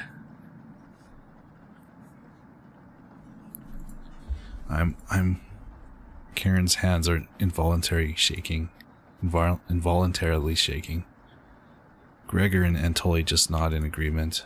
I don't even need her to elaborate. You're sure Maria will make it back? She promised. Everyone retreats to their areas. What do you want to do today? Should we go 5-star Korean? Or Korean? Korean? We're at 4 hearts, so if we talk to her again, we'll be at max hearts. What is that down there? Hey, you don't have to lie to me. I know Maria's not coming back. I don't know where she came up with her being the best swimmer. I guess the only one that would know would be Anatoly. Last summer, Anatoly would watch her swim from the shore. He could have been a lifeguard, such a good swimmer. She never went under, but if she did, he would have pulled her out easily. Why would she lie about something like that? Karen seems deep in thought. Maybe it's better to leave her alone. Damn it. I should have talked to somebody else. Oh, 4 is max, okay. No, 5 is max. 5 hearts. I can't stop thinking about that vegetable stew. I'd be fine with the bread and jam. I'd be fine with just strawberries. Haha. Nobody else laughs. I would kill for some vegetables right now. You would, too. I'm going to try to get some sleep. Good night. Night. Yeah, that's four. There's 5 hearts. We're at 4 hearts with her. I think we're at 3 with Maria. And then 1 with Gregor. Nothing so far with Antoli. I think he hates our guts. You fall asleep quickly, but you only dream about desecrating a corpse. You wake in a cold sweat, in a completely different room.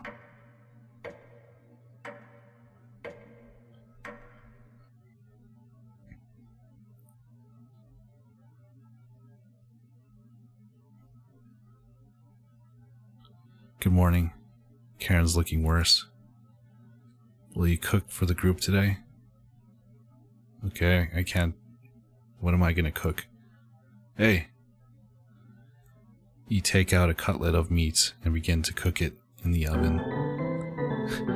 You cooked meat. Where did I get this meat from? Where did you get that? You ignore Karen's question. What? What's that smell?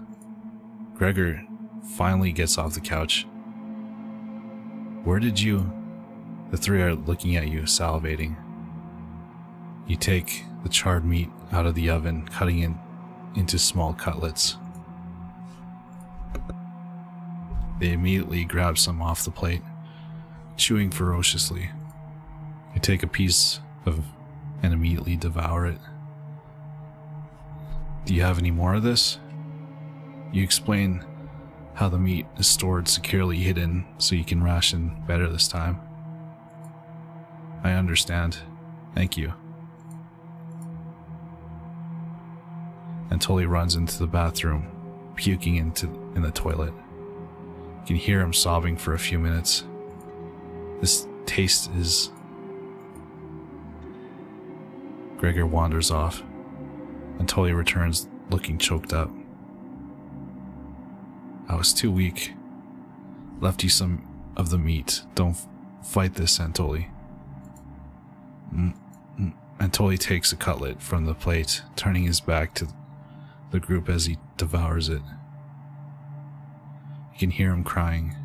Finally, my focus is coming back.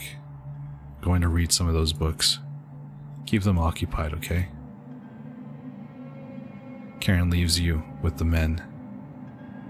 Who do you want to talk to?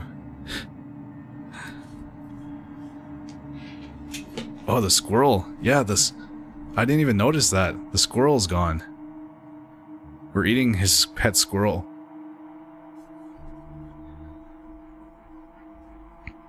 Talk to Antoli. You knock on the door first. Antoli? You slowly open the door. Thanks for checking in on me. You ask if he still feels sick. Not anymore. I think it was a mental thing. Please don't tell me where that meat came from. The less known, the better. You nod. Thank you. You're sure Antoli will remember that? So did we eat the girl that left? No, I'm pretty sure, I think we ate his squirrel friend.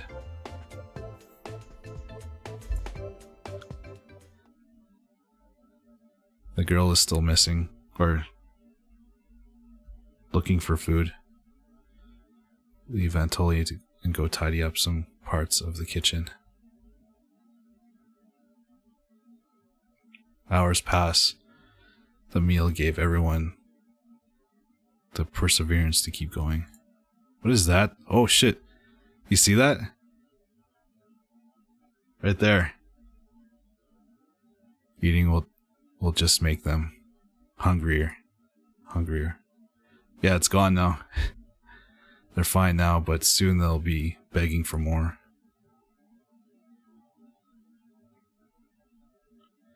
We've waited long enough. What's for dinner? You calmly explain that you want to ration the meat better this time, and there will be no dinner. Fine, I understand. I guess I'd rather eat tomorrow than war today. No arguments. Perfect. Everyone decides to call it an early night. You fall asleep instantly tonight. You have a strange dream. Another strange dream. First I thought about the girl, then realized the squirrel is also missing from his shoulder. Beggars can't be choosers. What was there? It was a creepy face, Sab. It was like a smiling girl, female. You could barely see it. You have a strange dream. You're having dinner with a blacksmith, but he's not touching his food. The only light in the room comes from the oven. He clears his throat, stroking his beard. "I can forge anything," he says. "Your eye has been giving you issues lately," so you reply. "Forge me a new eye then." You laugh. But then the ropes come out. He ties you to the chair with a long rope to prevent you from struggling. You rip the rope apart without even trying, so the blacksmith uses a thicker rope. Now turning back now, he takes a hot poker out of the coals, holding it in front of his face. You can see his beard and eyes watching you. He slowly brings back the poker, aiming carefully for your eye, before plunging it through your skull with a sickening crunch. The force of the blow throws you backwards a few feet. You're unable to break the ropes. You vomit all over your chest. As the smell of your decimated eye floods your nostrils, the blacksmith stands over you, spitting on your body. You wake in a cold sweat.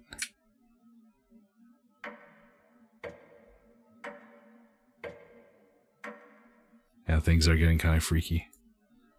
Day 9. What are we gonna eat today? Wait, no, we saved meat, so we have a little bit of meat today. You wake up to see Gregor looking out the window. He turns to you, not smiling. You look out the window. Do you notice anything?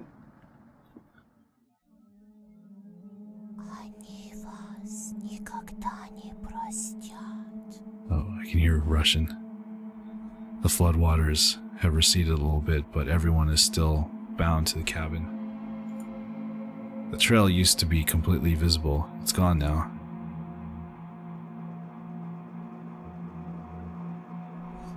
Good morning, big guy. Will Maria make it back?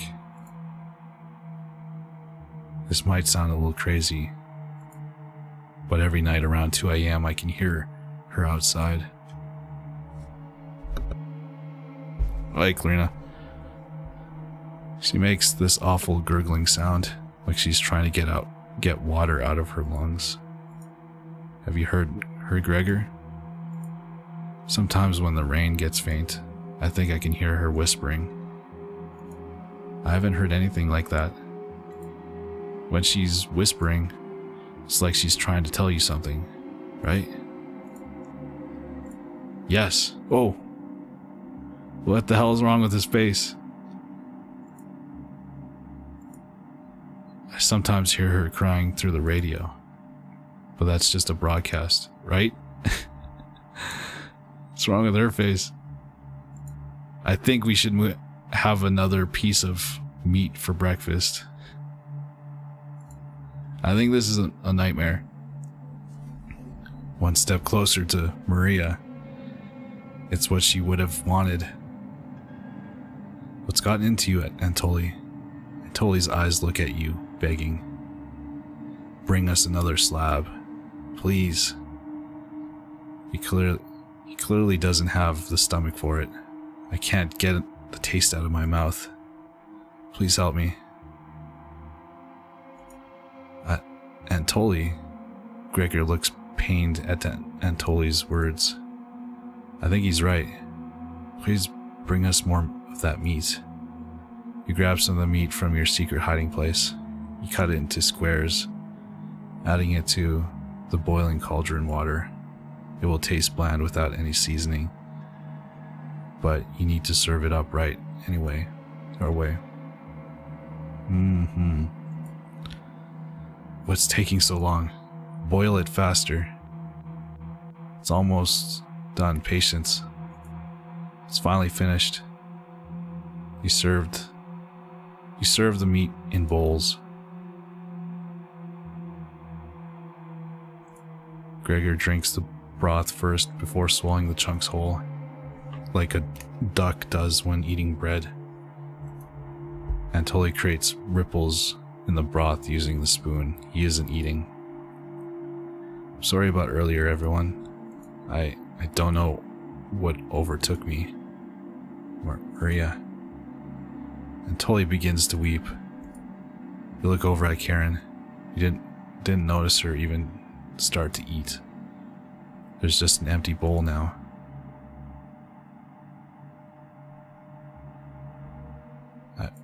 Karen is staring right at you. How much more meat is left? Explain how most of it has gone bad. This is the last of it. How could you be so careless again? You remember Karen's knife? You need to think fast. What the hell are we supposed to do now? Wait around again? The storm isn't ending. You clear your throat. Anatoly? Yes. I think tomorrow you should look for Maria. Or forage for plants outside. I think you should go tomorrow, little guy. Nobody else can identify edible plants like you. Please, Anatoly. You can swim back after a few hours. Gregor is right, Anatoly. Maybe you'll find Maria out there. I think Maria's fine by herself. He still hasn't accepted what happened yet. She doesn't need anyone's help. But we need your help, Anatoly. That's right, Anatoly. Please help us. Let me sleep on it, okay? No problem, little guy. Wait, do they know what happened to Maria? Take my comment back about Maria, or Gregor. We don't have a fridge, lady. No, the other girl, she went to go look for food, but it's flooding outside, so she has to swim. I guess she's not a strong swimmer. For some reason, we sent her out. And the squirrel, we think the meat that we were eating the last 2 days was the squirrel that was right here. If you remember that. You can easily find worms, can boil and cook those. I wouldn't eat a worm. Unless I had to.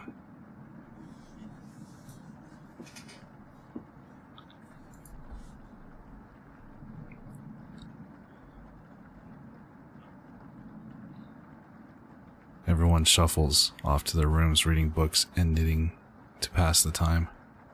You go to bed ravenous.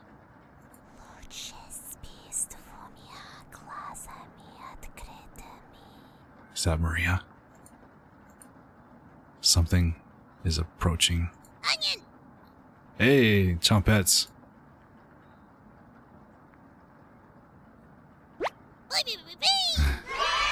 Yay.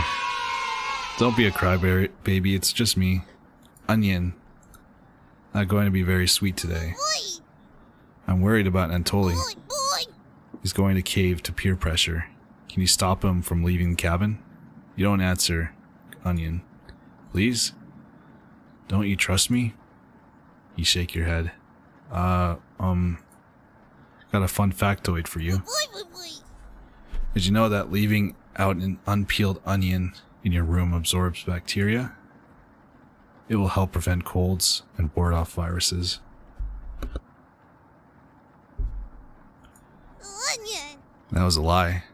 The fun factoid of that myth. People actually believed it in the 1500s. Boy! How embarrassing. Who would believe that? Haha. Boy! There even was a doctor in 1919 who caused a surge of people believing it. Haha. Anyways, you know what smells like a raw onion left in a room? You. It's been a while since your last bath, right? You can't remember. Could smell you before I even came into the room. Onion! Yikes. Don't be a crybaby. So can you stop Antoli from leaving? I know he has cabin fever, but this is ridiculous. It'll be impossible to stop a grown man from leaving. Onion! Please.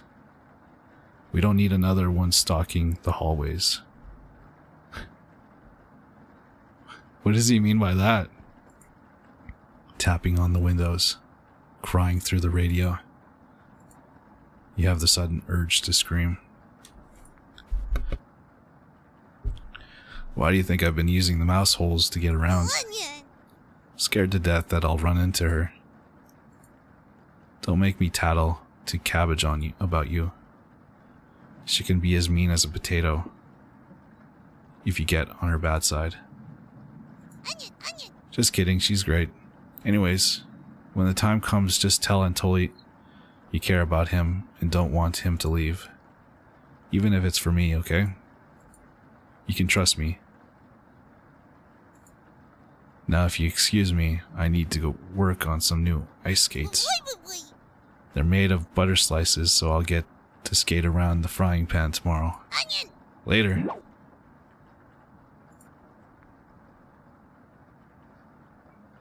I don't know if I want to believe him. I think I trust onion more than potato.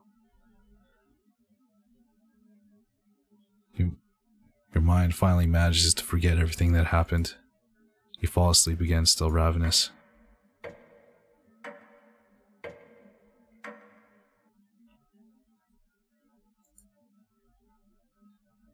You have a strange dream. A fox is collecting payment in your living room. You despise him, so you put 2 dogs at the bottom of a sack, then add 6 chickens on top. The fox smiles at you and leaves. At some point in his journey, the fox will eventually open the sack, and the dogs tear the fox in half. Filled with such loathing for the fox, you gave him the only things he had for food, all of those chickens. As the snow piles up outside, you begin to eat whatever you can find. Pillowcases, candles, leather. One day you wake up and you have nothing left to eat. Absolutely nothing. Just an insatiable hunger. A few days later you go mad and leave the cabin completely ravenous. A nearby tree looks like charred meat. Your iron teeth cut through the tree bark, tearing your gums apart by the splinters. Your mouth fills quickly with blood. Days later, a deer gallops by. The first creature in the woods to see your corpse. You wake in a cold sweat.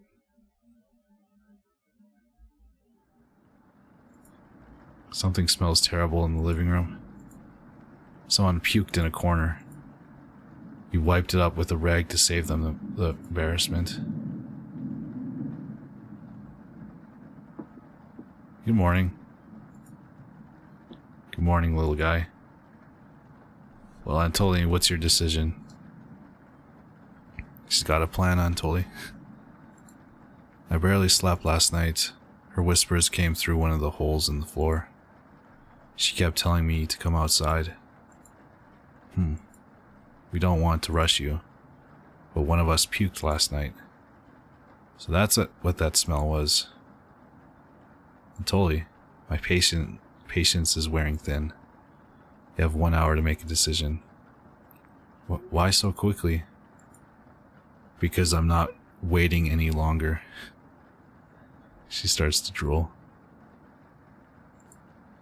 You can see the glint of Karen's knife under her dress. Best to watch out for that knife.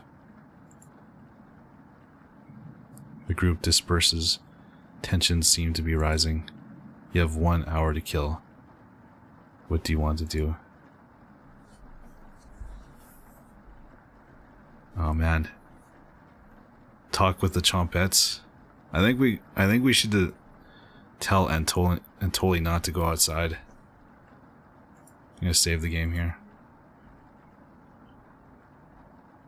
Chat with Antoli near the basement. Let's do that.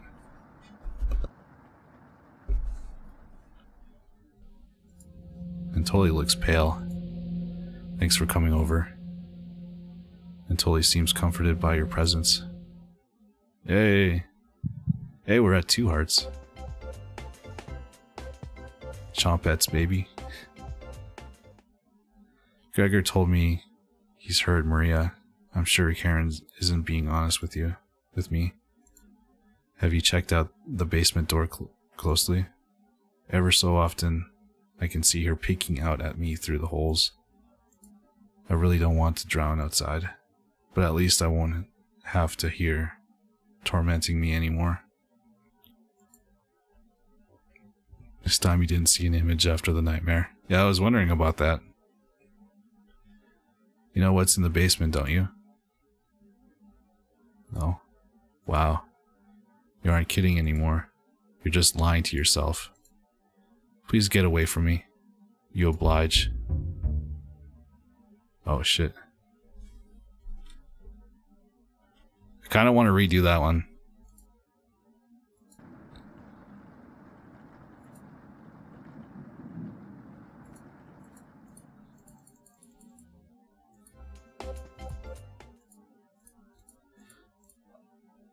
You think it's Maria that's in the basement? Yes, of course you do. How else would you keep us? He was about to say fed. Antoli looks like he's going to puke. Please get away from me. Antoli leaves your vicinity. That was... Maybe we should go talk to the Chompettes instead.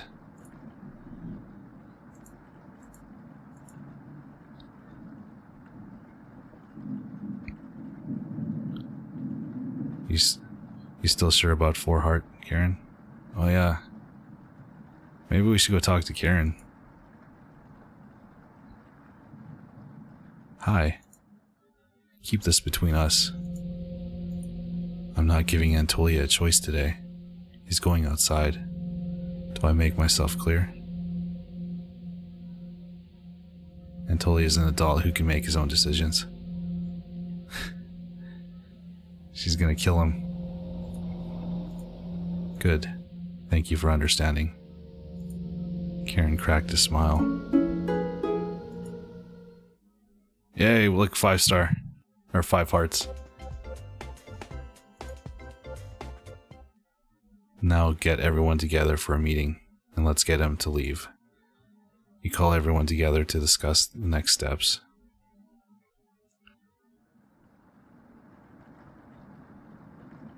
She's hungry. Antoli, you okay, little guy? Antoli looks pale, like he's going to pass out. Have you made your decision? Yes. I'll help you all out. I promise. Thank you, Antoli. Big tears roll down Gregor's cheeks. I'll miss you, big guy. I'll miss you, little guy. Thank you, Antoli. I know this wasn't easy, but it's for the best. But we don't even have a chance to tell him to not go. I don't want him to leave. Karen, yes? Gregor looks at you expectingly.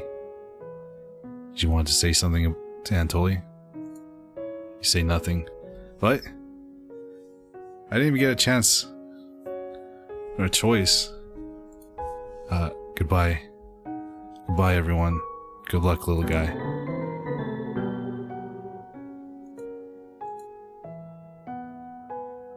Alright, do you guys want a thigh? A wing? Or a chest? A breast? That's what we'll be cooking. We'll serve some forearm and maybe calves. See you soon, little guy. I guess all we can do now is wait. Good night. Yeah, I don't like that. I want to be able to choose. I'm gonna do one more save scum, sorry. Talk with the chompettes. None of the fun chompettes are around. Thankfully, Potato has kept hidden this entire time. I don't want to talk to Potato, he's an asshole. And nothing can we call our own but death, in that small model of the barren earth, which serves as paste and covers for our bones. Oh, sorry, didn't see you creeping up behind me. I was recruiting my favorite line from, or reciting from William Shakespeare. Do you know which play it was from? It wasn't the one with the weird sisters. You take a wild guess. That's right. The Life and Death of King Richard II. Before I came to this cabin, I used to read all of the classics. Why did I stop? I can't turn the page with just my tongue. Hell, I can't even nudge a book off the shelf. Pathetic, right? You nod. Yeah. I've been watching your progress so far, and I must say, very strange choices. Even for someone like you. I wonder why you're so accommodating for these for pity. I didn't receive the same treatment. Oh well, excuse my rambling, are you here for another survival lesson? You shrug. Excellent. No shame in preparing for the absolute worst. Wonder if chatting with Gregor or Chompets would change it. I say go max Karen after the conversation with Potato. 36 hours have passed, you have no food. What happens? For starters, your brain stops craving glucose. But there's a good reason for that. Your guts have begun shrinking. And your livers have transformed fatty acid into chemical compounds called keotin bodies. Have I lost you already? There's books on this bookshelf that can explain all of this. Anyway, ketone bodies mimic glucose for the brain and provide about 2/3 of the energy needed to function. Sounds pretty great, right? Oh my sweet summer child. Using ketone bodies gradually acidifies your blood, which can lead to ketoacidosis. Ketoacidosis is common in diabetics. But how do you know if you have keto? Well, a large amount of acetone is released in your urine and respiratory system. Your breath will smell something like fingernail polish, which smells like... I can't remember. No nose to smell now. You look at your face. I bet your breath smells much worse. If only the Chompets had something nice to say about you. Here, have another recipe card. There we go. You found a recipe which should never be attempted. I personally wouldn't make it, but you have a taste for things like this, don't you? You don't argue. Let's talk again, shall we?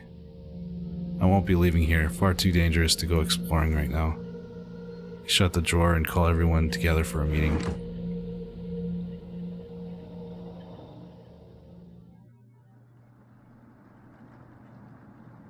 Are you okay, little guy?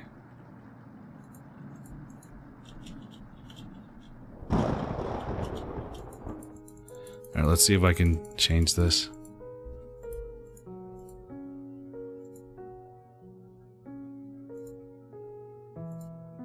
Yeah, look, I can't even say anything even after talking to Chompet.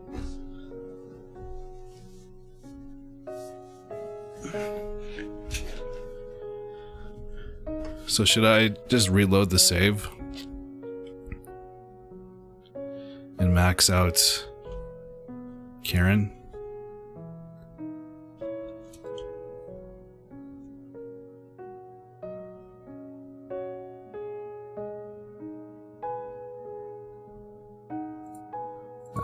a good idea. Talk to everybody except for Gregor. Screw it. Show us the other option. Here, let's try that. Excuse me? You remember Karen has the knife hidden on her. He doesn't get a choice in this anymore.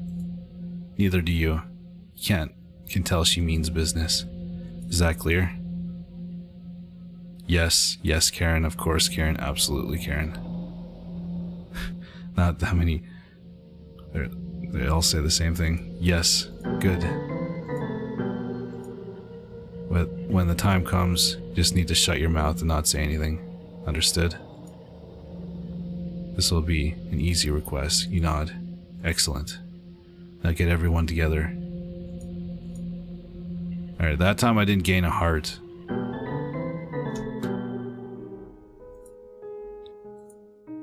He still leaves.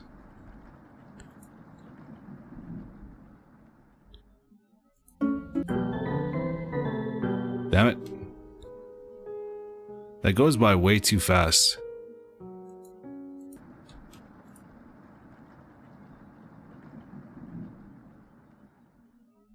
How do I stop it really fast? There. There. Do as you like, bro.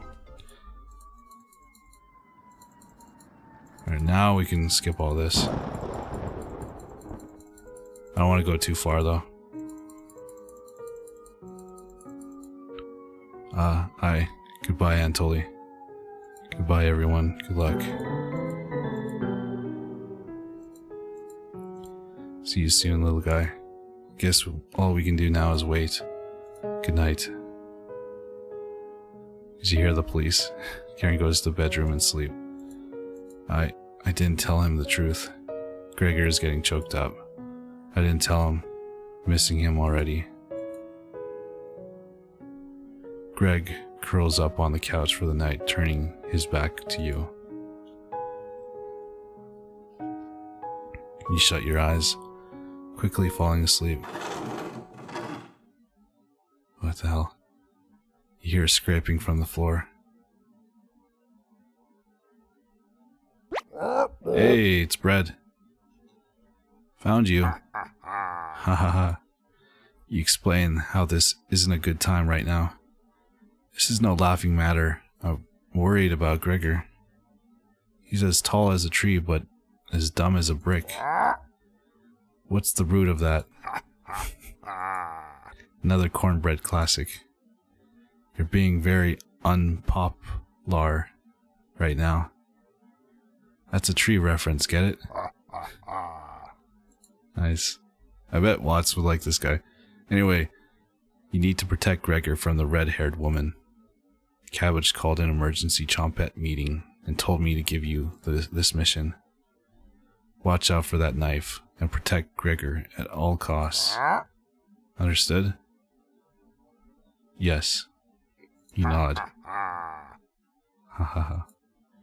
It's the yeast you can do, right? You tell Bread that pun doesn't make sense. It's the yeast you can do. On a roll today. I'll see you around. Bread hops away, squeezing himself through the mouse hole with a small pop. You fall asleep, thinking about what Bread told you.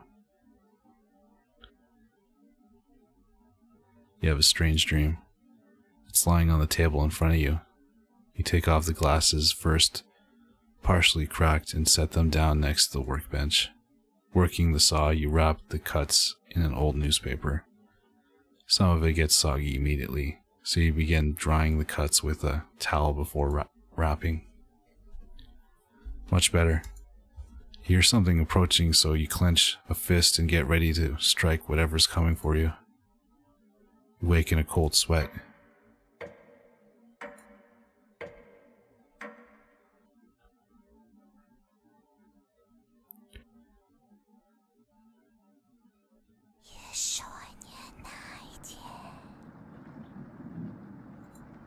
You wake in a completely different place. Did you sleepwalk or... Hey! Found some meat. Everybody's still asleep. This would be a nice surprise after yesterday's events. You decide to cook breakfast for everyone, cutting each slice fairly thin. You brown each side in the oven. The smell is unique. Karen runs into the kitchen. What is that smell? Give it to me. Now. You don't argue. Karen grabs a cutlet, burning her hands before bringing it to her mouth. Ah! She hungrily devours it, barely chewing. She grabs another cutlet off the plate and eats it. You thought she was concerned with rationing. Gregor wakes up from the couch and heads into the kitchen. Oh God. Already? Gregor looks conflicted, but he succumbs to the hunger. They always do. Gregor eats his food in a few bites, carefully grabbing a second cutlet. The tears start streaming down his face. He doesn't make a sound. You join them in the meal, quickly consuming the meat on the table. I can think straight again. We'll be out of here in no time. No need to ration anything now. Karen is sounding more determined than ever before. I'm going to lie down on the couch, try to keep this food down. Gregor crawls onto the couch, turning his back to you.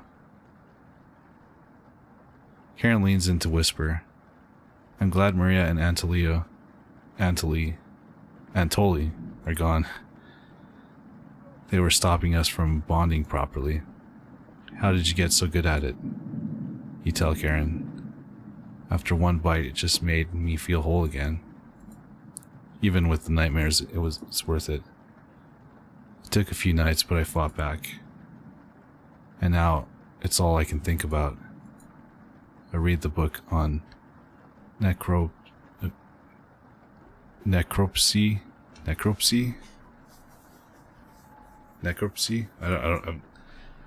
I'm just gonna call it necro. The text is ancient, but the diagrams are beautifully drawn. Very descriptive. How many years did it take you to perfect the craft? You tell her. Yeah, right. I used to tell Maria that you weren't funny, but that's not true. Sorry about that. You've grown on me. What is going on? Karen pauses in deep thought. You know Gregor can't swim, right? He'd be the next to leave, but he doesn't stand a chance outside. They'll always seem to come back, right? In one way or another. Why wait for him to come back? Karen hands you a vial of liquid. I think you know what needs to be done. This is a strong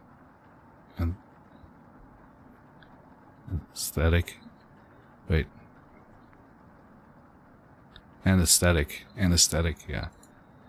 Don't ask me how I found it. I want you to slip this into Gregor's mug tonight. This is for the best.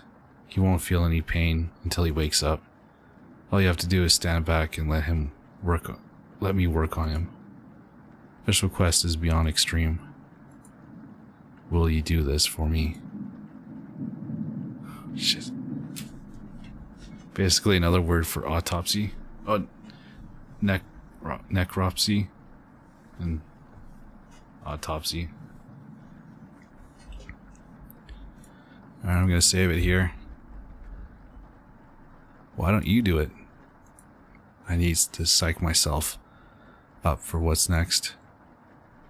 This is my first time and I want it to be perfect.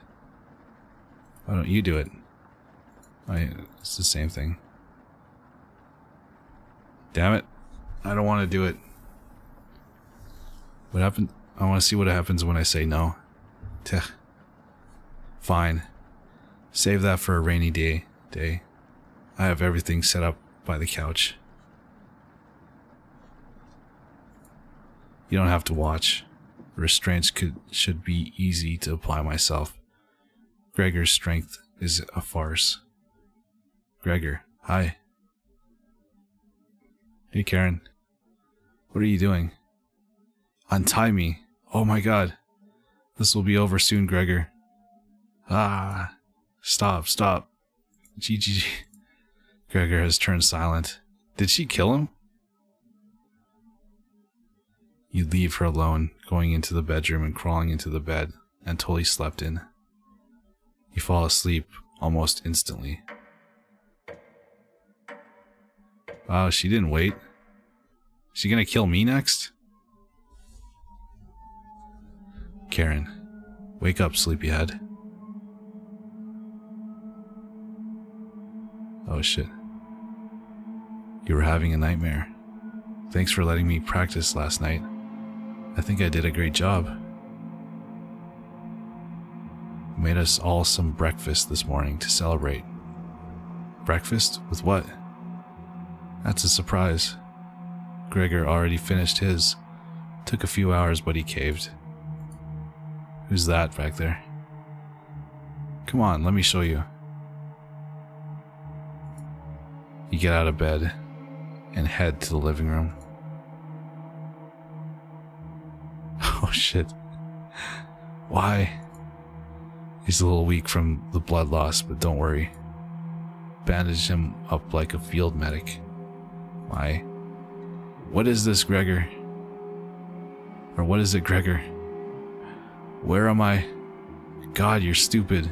Maybe if you spent as much time reading books as chopping wood, you would have noticed these pages I was bookmarking in the autopsy book. What are you talking about? Do I have to spell it out for you? You can't swim. How are you supposed to help us out when you'd immediately drown? You'd sink like a log. What? I put some of your limbs away for safekeeping. The leg was pretty tasty, huh? Gregor goes pale. How's that for a big breakfast? Haha. And don't try to crawl away. If you leave this couch, I'll end you. I don't want any of it to go bad, so we'll have to eat it, that fresh arm, when everything else is gone. Speaking of which, I'm going to start cooking another chunk. I'll leave you two alone to chat. This has gone too far. Hey. All I wanted to do was keep everyone alive and together, but I failed at that. Are you disappointed in me? No. Thank you. That means a lot to me. She made him eat himself, yeah. Why did we befriend the crazy chick? That was the first person that we chose. Could have friended anybody else, but it had to be her. Growing up, nobody had to tell me to be big and strong. It just happened naturally. My mother always made sure I never went hungry. Seconds, thirds, fourths, and yet I complained my belly was not full. One day on my own, on my way home from school, I was walking by the town inn and smelled something amazing coming right out of a pile of trash. I dug through it and discovered a bag. They threw away a meal that was fresh out of the oven for some reason. At least that's what I thought. I became ill with food poisoning. I hugged the toilet and cried for hours. My mother rubbed my back and eventually carried me to bed. I learned nothing from that experience. Like everywhere else, I was just here for the food. I'll never get this foul taste out of my mouth. She's going to keep eating me. I'm sorry. Getting too lightheaded to hold a good conversation. She's going to torture me again. You know that, right? You nod. Gregor grows a little more pale. Can you cover me with a blanket? I've never been this cold. This cabin, it chills me to the bones. Or what's left of them. Please. Consider it my dying wish.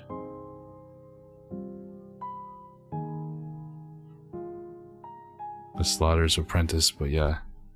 Dumb shit. Just seen me when I saw this myself, just oof. I guess to prevent this, you're not supposed to befriend her.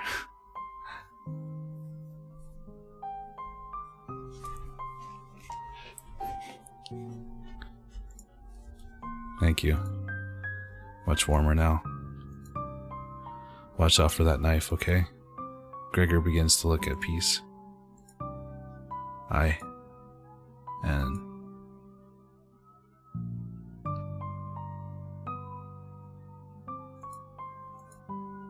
you watch the last of Gregor's air escape his lungs.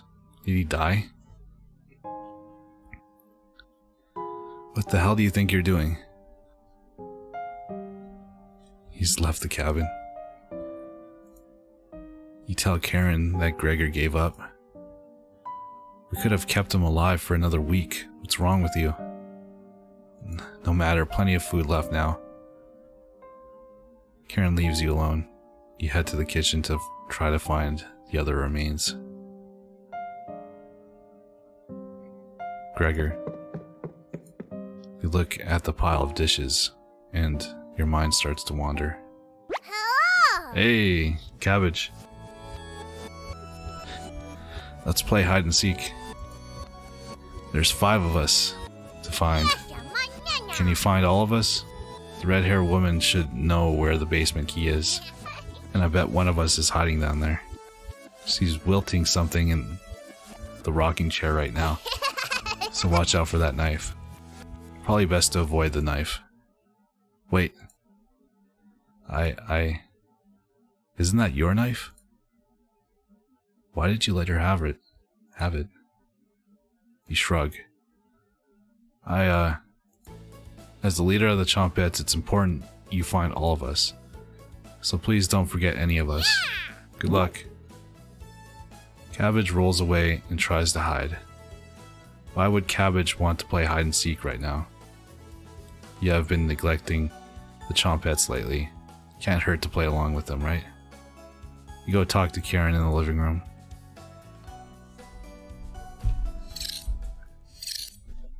Looks like Karen's just slicing away at a block of wood. Gregor's remains have been stored for safekeeping. Scrubbed all of the blood out of the couch to save you the trouble. Can I help you?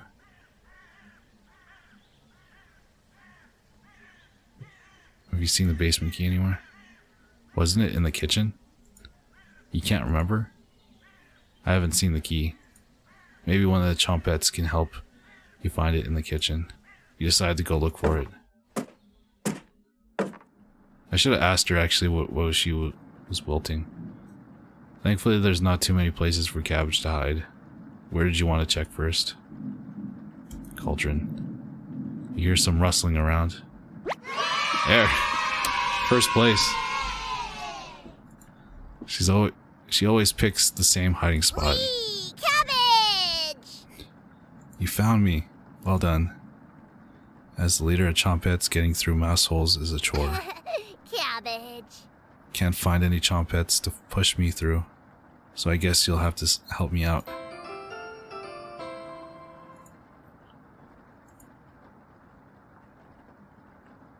What's next, Cabbage? Glad you asked. Keep it up and you'll be a member of the Chompettes in no time. You asked Cabbage about the basement key. Cabbage! Did you forget again? It's right in that nasty oven. There's nothing but a big pile of ashes in the oven. There we go. Yeah! There it is. That's to the room where we found Potato. Check behind the cauldron for the other one. Another key. Let's go find Onion. He's hiding in the bedroom. She's making hide and seek far too easy. Hoo-hoo! Cabbage rolls down the hallway. It's the only thing we can do. There we go. Don't be a cry baby, it's just me. Onion! Onion. Today? Onion!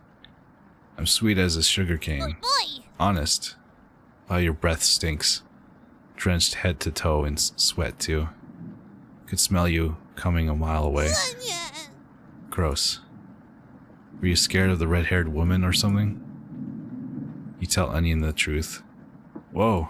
Boy. Sounds like I missed some messed up stuff. You get a pass. I'm sorry to hear about Maria, Antoli, and Gregor. But yikes. Boy. That's 3 people gone in less than a month. Not as bad as 5 people in one night though, right? Why would you say that, Onion? I'd probably lose my lunch if I had to see that again. Anyways. Didn't mean to be rude. I got your back. Hello. That's Boy. no problem, there's nothing else to do today. That's not true. I heard Bread making noise in the living room.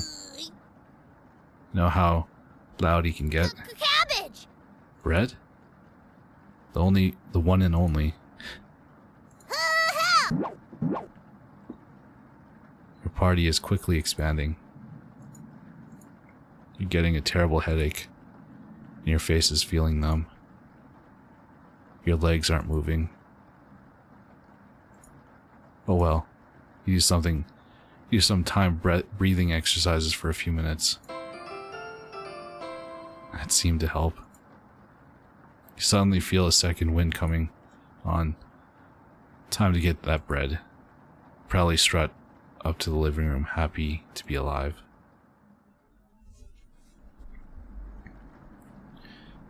Bread. You hear Bread come out of the mouse hole. He's taking his sweet time. Found me.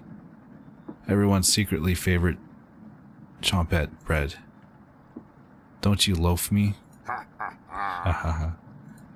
My cousin Cornbread taught me that one. He has hundreds, no thousands of terrible puns. He's my role model. So what do you need? You tell Bread about gathering the chompettes together. That's a pretty crummy idea. Remember what happened last time? With Potato? I mean, we all chose to be in that drawer, but this, you're going against the whole grain here. Do you really think we want to go back downstairs? Cabbage. Bread, we need your help finding Potato. Onion. Missed you, big guy, come help. I would never let the chompettes down. No need to pass my culinary quiz. I'm coming with you. That's great, Bread. Glad to have you on board, Bread.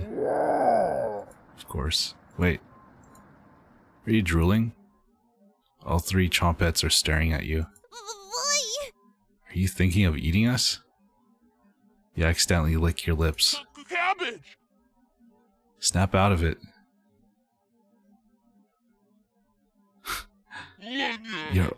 You already ate. We're no good for that. You glutton. Are we like hallucinating? Did they pass out? Holy cow, get them up. So heavy.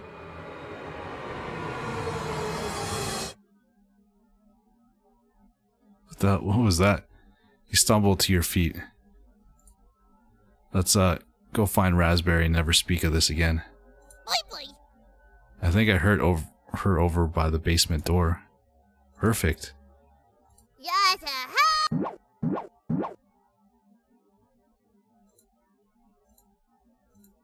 Your head feels like it's going to crack open. Your hands have gone completely numb. This one is lasting longer than the others. You focus on wiggling your toes for a minute. You didn't pass out cold on the floor.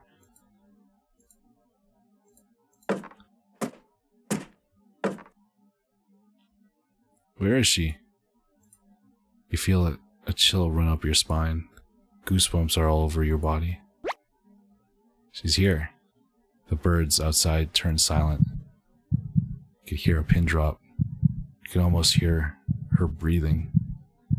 Feel a sudden urge to scream. You can't sneak up on me. Don't ever try that again.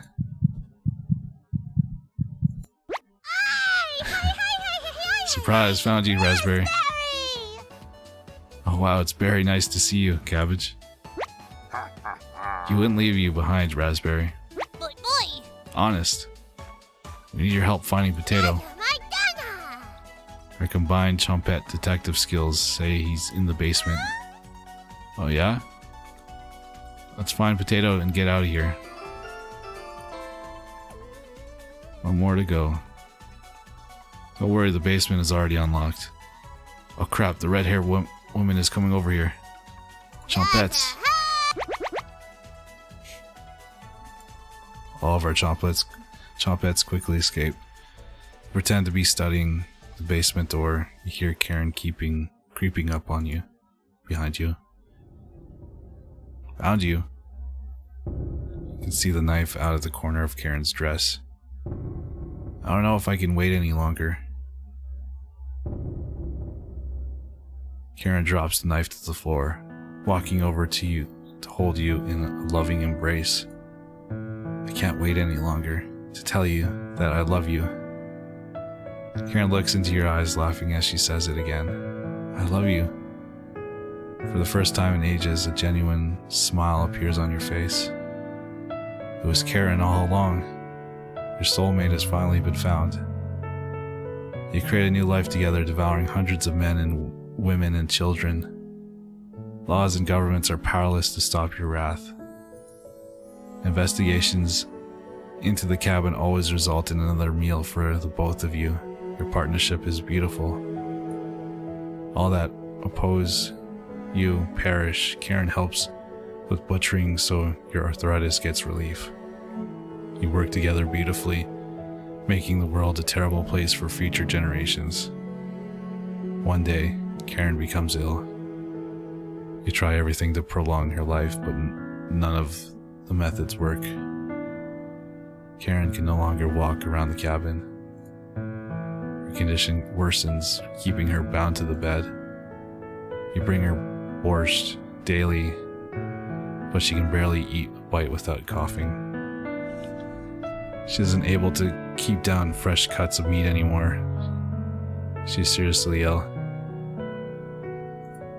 One day, she calls you over to her deathbed between gasps for air.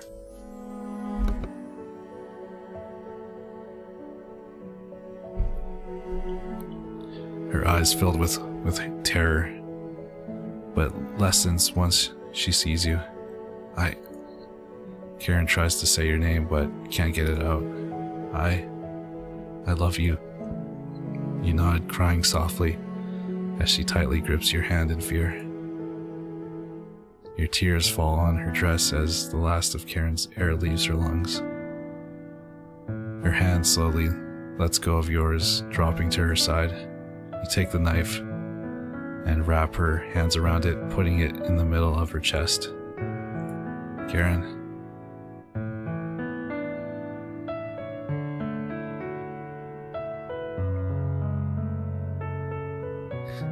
Wait, is it over? You were a true cooking companion. Hey. See the secret ending. Is it because we befriended or Max hearted Karen? Alright, we'll try to look for Bunny's name. Wait, hold up. I'll tell you a story, but do you promise not to laugh? Max, your relationship with Karen. I almost died when I was 6. It was probably the coldest winter on record. My parents and I were snowed in. At first they had enough wood, but that ran out. My father, before their wedding day, he chopped down one of the biggest trees in the forest. He spent months wilting it down, cutting the pieces carefully, measuring the armrests so they fit perfectly, sanding it down so not even a splinter could come out. He named it Mother's Chair, and every Saturday he washed her feet while she sat in it. whistling a tune his grandmother taught him, looking deep into her eyes as he rubbed her ankles. It took him weeks of working on it in secret. He was hyperventilating while he dismantled it. Each heavy breath was a foggy cloud. His tears were freezing to his cheeks. The fire only lasted 2 days, and later the frostbite turned his fingertips completely black. He cried almost as hard over his fingers as he did the chair. After a while, when the food was running out, he began to search every inch of our cabin, but he finally found what he was looking for: a little mouse. Holding it, wiggling in his hand must have been painful. Between wincing, he divided it into 2. One piece for me and one for my mother. How's that for a big breakfast? His corpse was the first I ever saw that was frozen solid. Thank you for listening.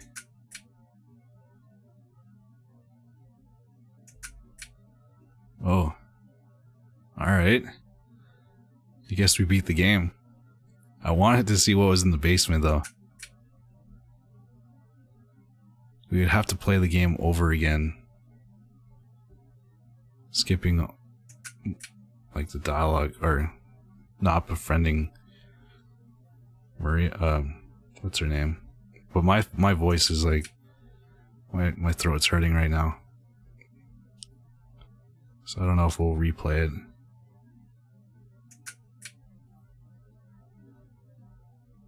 Womp.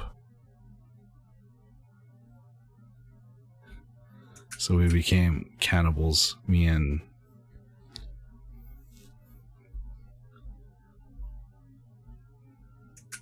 her. Oh, I can't even remember her name.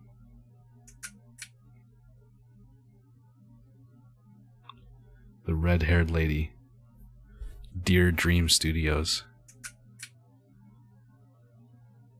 Miss Diana. And Bunny. Here we go. Look for Bunny. Everybody look for Bunny.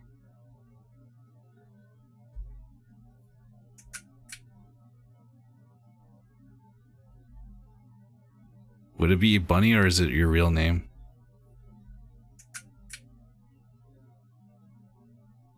Bun Bun. Yeah, right here. Hey, Bun Bun. There we go.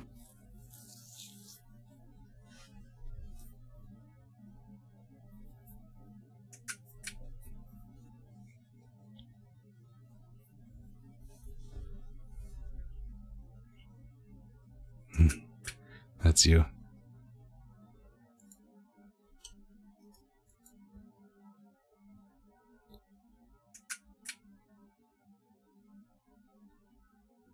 Every Twitch and YouTube streamer. Hey, it's me.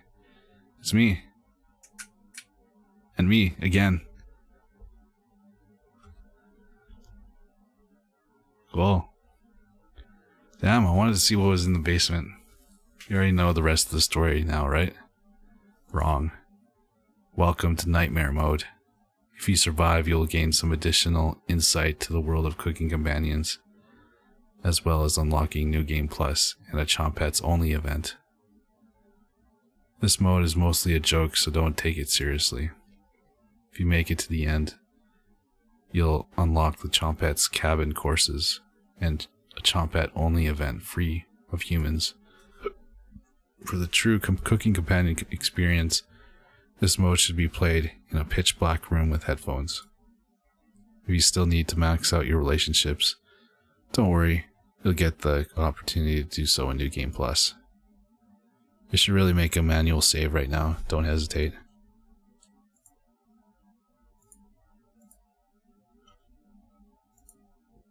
Thank you for getting this far.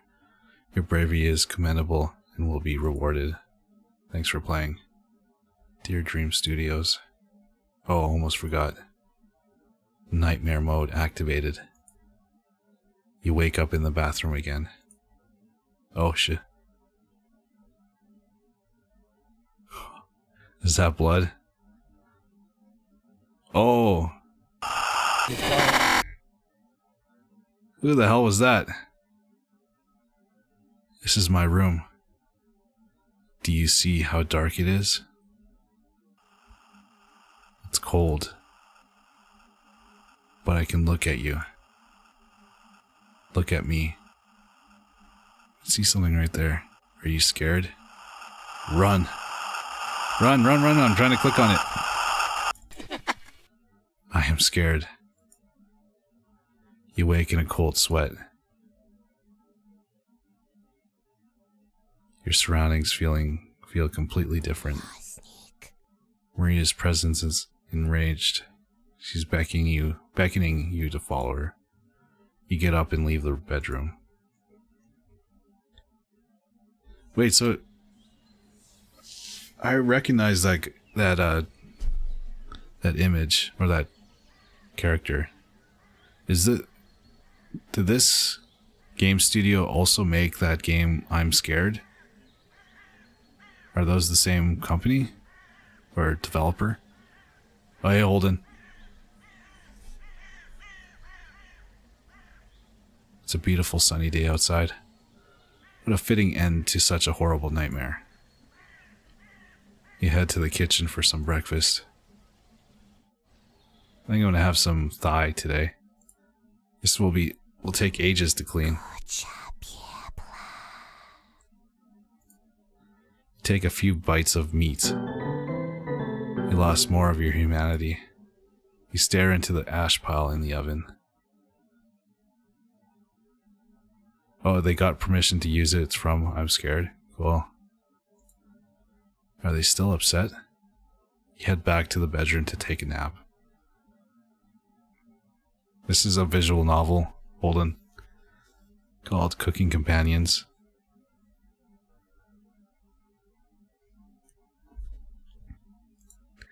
Which one of them is causing this? Maria? Anatoly? Gregor? Karen? You crawl into the bed and fall asleep. Alright, Ismail. Thank you for watching. Day 616. We've been here for that long. Wake up, sleepyhead. Karen? Karen isn't here. It sounds like she's wilting something again. Did she escape the basement? Karen? No reply. Head over to investigate. Another trick by one of them. You're still missing, Karen? Someone is tapping on the window. Hey, it's Anatoly. I can't get the taste out of my mouth. Are you done, Anatoly? They're getting more bold in their actions. You head to bed to sleep on it.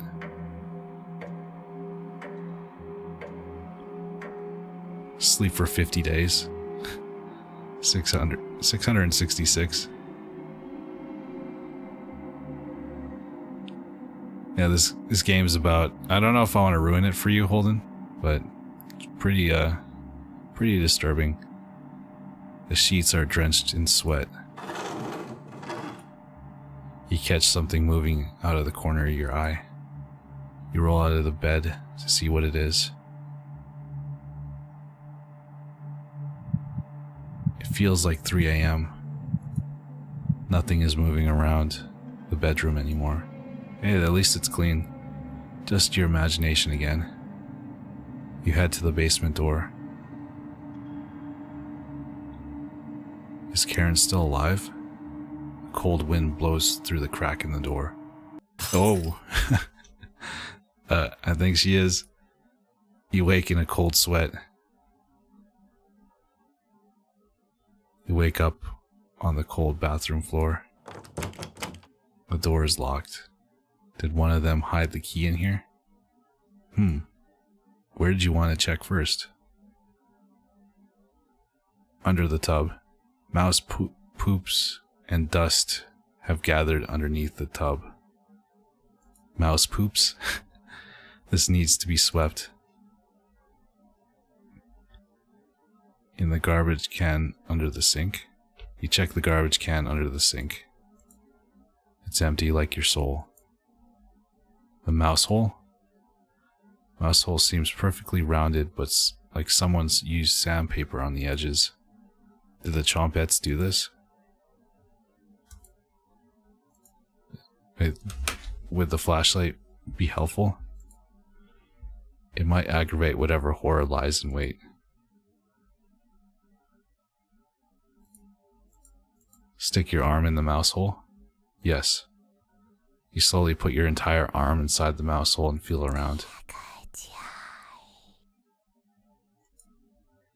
You feel the chilly presence of something behind you. The key is pushed into your hands. You pull your arm out, lifting up the toilet seat to take a celebratory bathroom break. Your hands are shaking uncontrollably from the whisper. The key has fallen into the toilet. Reach into the filthy toilet to get the key. Damn it, yes. This is the only way to get out of the bathroom. You plunge your hand into the toilet, grasping blindly for the key. You must have gone down the pipe.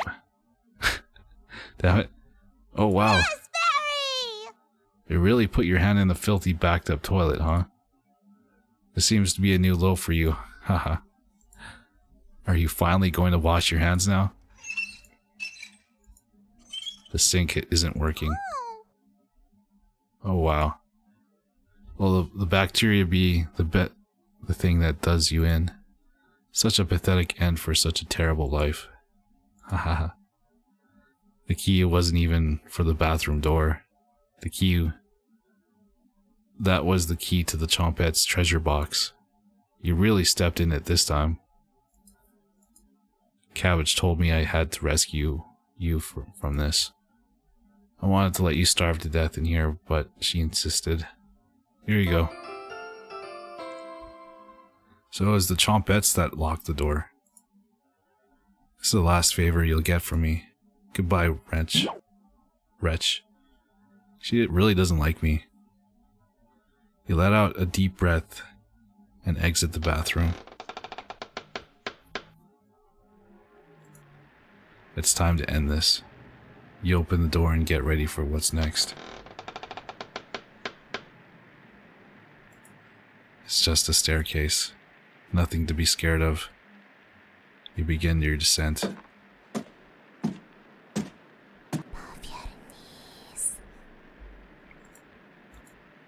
The spirits aren't active right now. You continue downward.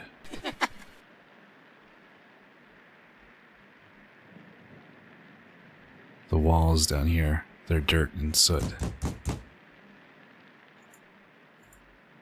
It's nothing. You keep moving downward. I'm gonna close my eyes now.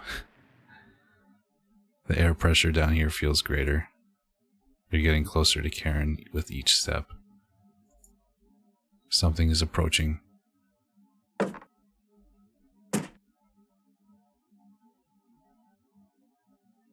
Oh shit. Is it potato? Oh shit. Alright, a false alarm. Are the spirits below going to spring a trap on you? You continue downwards.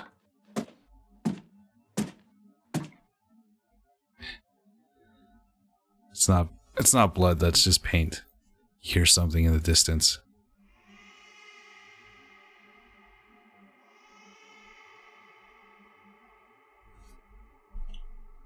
Can you guys hear that? I can barely hear it.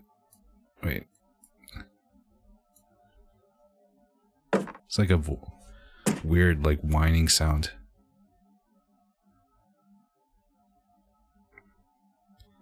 Stop zooming in.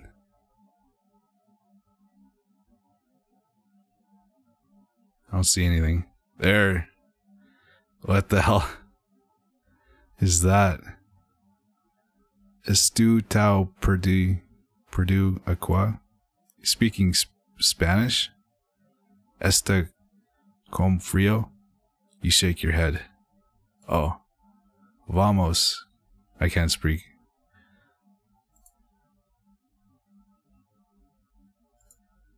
I don't know. Guess the guy speaks Spanish.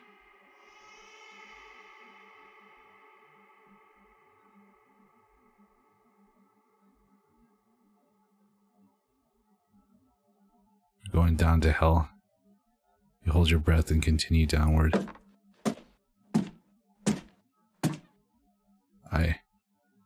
Something is approaching. There it is. Oh! Whoa!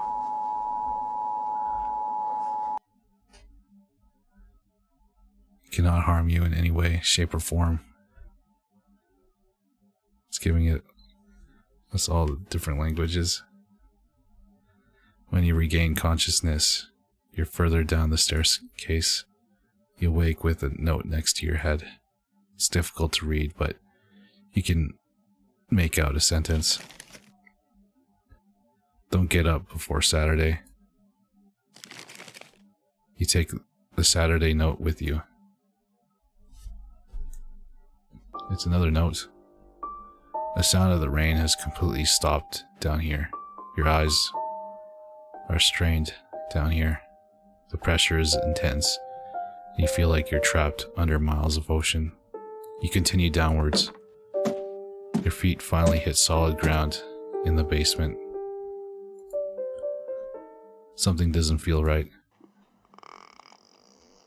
You navigate the basement blindly until you reach the room with 4 directions.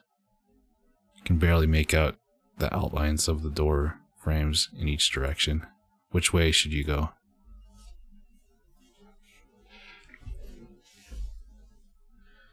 I think I'm gonna go east. Your hands run across a large door. Maybe now isn't the time for this. You walk back to the basement steps trying to remember why you came this far. Found you. Hey, it's Karen. Oh shit. What's this? Let's end this.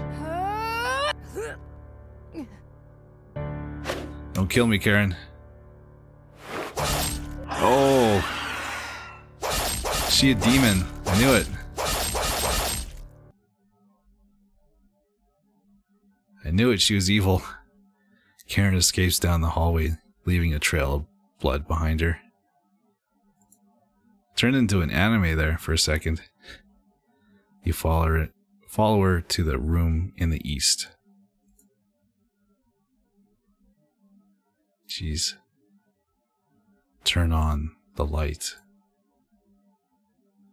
Reap what you have sown. Maria and Tolly, Gregor, Karen, I'll never forget you. The nightmare is over. There we go. Got another ending. Finished in nightmare mode.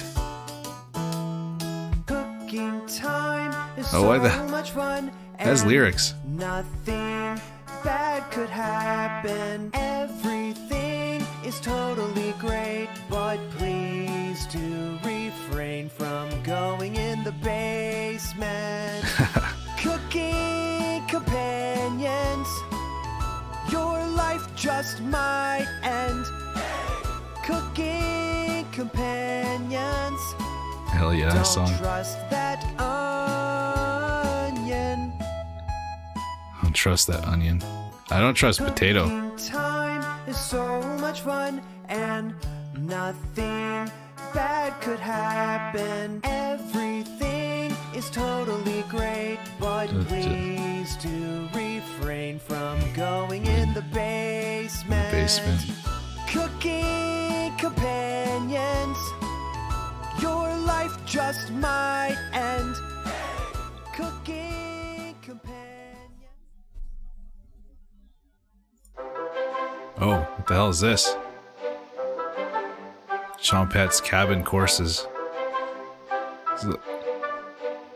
Starring raspberry bread, potato. What is this?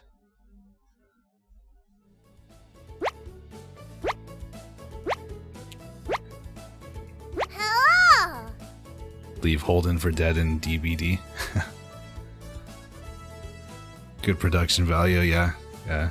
Sounded like a real song. Hello. I'm gonna save it here. Welcome to Chompette's Cabin Courses. You missed school too much, so we wanted to bring it back. Honest, I'll be playing the role of teacher today. Cabbage. Call me Miss Cabbage if you like. Let's just roll with it, alright? Hahaha. It's funny. Can't wait to learn some new things today. Me too. Aren't you excited, Potato? I dropped out of grade school so I could work at the butcher. That's extremely depressing. Explains everything so far. Is he quite busy? Or is he quiet because he doesn't want to sound held back? You three are terrible at whispering. Cabbage. They never learn their inside voices, Potato. Ha. Cabbage looks you right in the eyes. There's no dumb question or wrong answers today. Cabbage. Chompette's cabin courses are designed to let you passively learn. Your brain is porridge right now, right? The courses will be perfect for that. Cabbage. That's correct, Onion. And the best part, no silly humans to interrupt anything. You asked about dead humans? Ghosts aren't real, silly. You asked about it. That's enough. Questions about ghosts today. Save it for practicing medium stinky. Got a cornbread classic for you. What's a ghost's favorite food? Blueberry. You need to get a bread. Wait, you need to get bread a joke book. These puns are pathetic. Let the learning begin. You decide to listen to the Chompettes, although you have the feeling something else is at play. Cabbage. For the first lesson, let's talk about that nasty oven. One of us was baked into a crust. You threw half of it away without hesitation. Human life is completely disposable to you. That's enough. I seem to have lost my place in the teaching curriculum.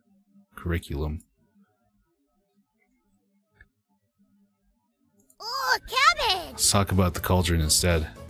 The first cauldron discovered dates back to the Bronze Age, which took place 3100 BC to 300 BC. You can see a cauldron in the famous artwork, The Garden of Earthly Delights, where a birdman is wearing one like a crown as he eats and poops people down into a hellhole below.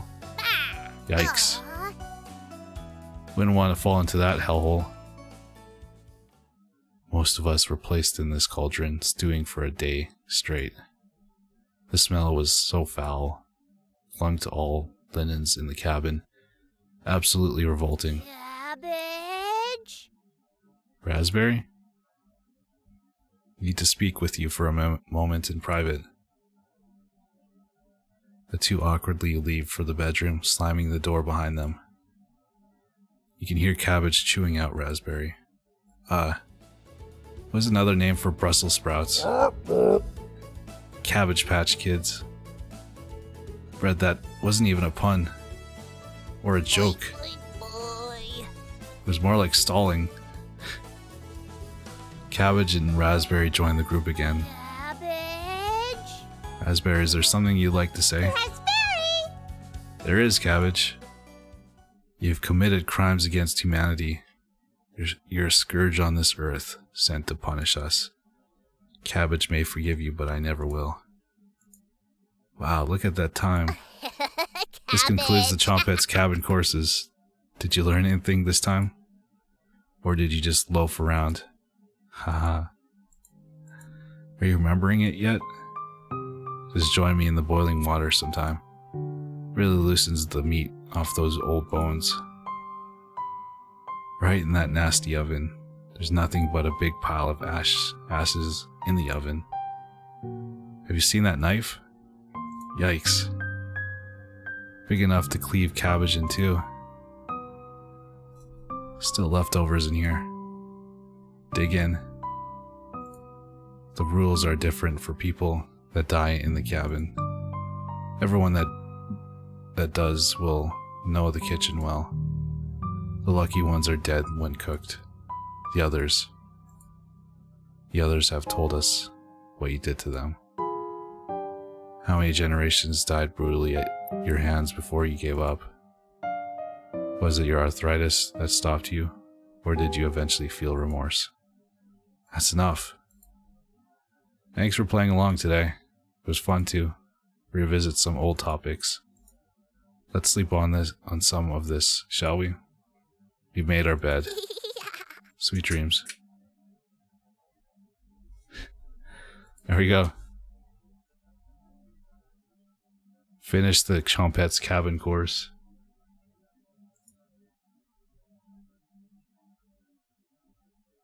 Welcome to New Game Plus. This playthrough will have different dialogue events and decisions to make. They will all start with 3 hearts each. Use this opportunity to max out your relationships. We highly recommend you create a manual save. Alright, I'll save it right here. Did you take your joy Hey, today? Bunny with Never the super forget to chat. take your joy, and I guarantee your day will go as smooth as velvet. There's a bonus ending in the New Game Plus if you select choices that pertain to silence/doing nothing. Also, I think you should take a break. Yeah, my voice is pretty hoarse. I'm hurting pretty bad right now. Well, it's not too bad, it's just... yeah, I think I need a break. Oh, almost forgot.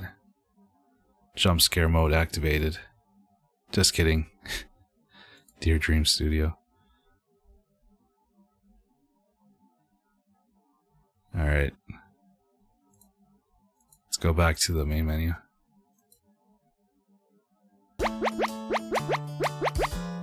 Cabbage.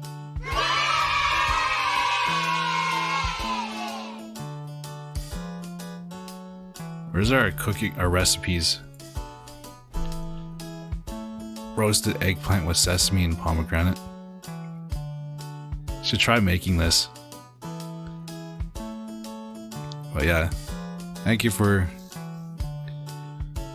donating, Bunny, and suggesting this game. This was pretty good. Slaughter stew. What is this?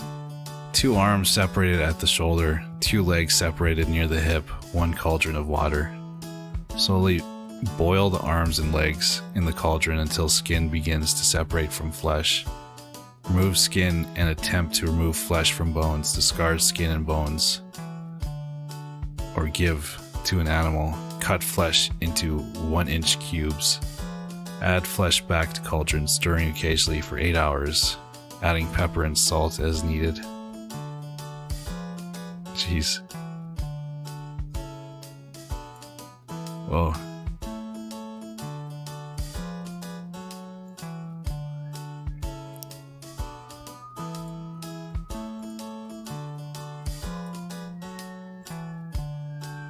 Need a few more to unlock.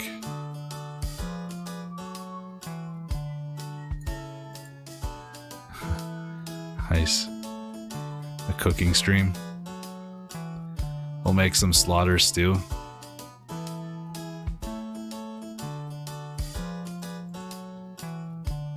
Lebanese style tabbouleh. I would do a cooking stream. We'll do that. We'll do that in the future.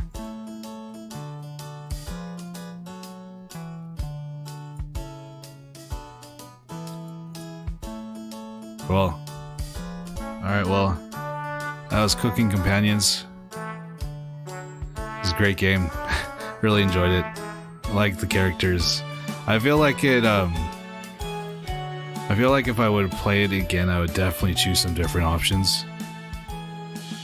I want to see what happens when we don't befriend Karen. Hold up. I feel like we missed out on a lot just by doing that. So, I don't know, maybe in the future we could do another stream where I'll play the game again. But yeah, it was really good. What's for tomorrow?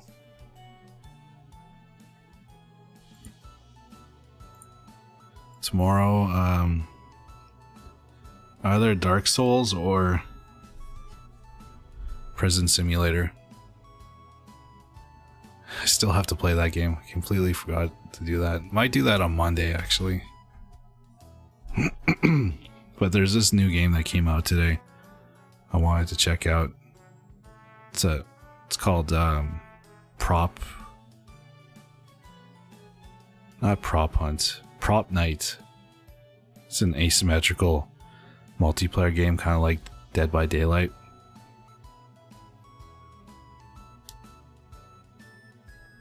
I don't know. I actually, that's a tough one between Doki Doki and this one. This one is like short and sweet. I feel like Doki Doki went on a little bit too long, but it was still really good. It was really nice build up. They did a good job with the characters, like, oh, but Doki Doki is free. This game is like $7, but that's not too bad. Plus, you're supporting a small developer. If you know a YouTuber chef, you suck at cooking, he doesn't show his face in his video. You could do it like that. You could. I'd look into it.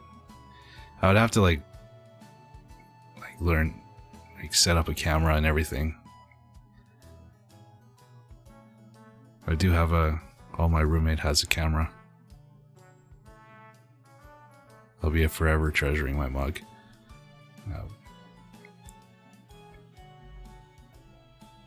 I like this game because there's a supernatural element to it. Or mental health, mental illness. I think the guy was basically just insane.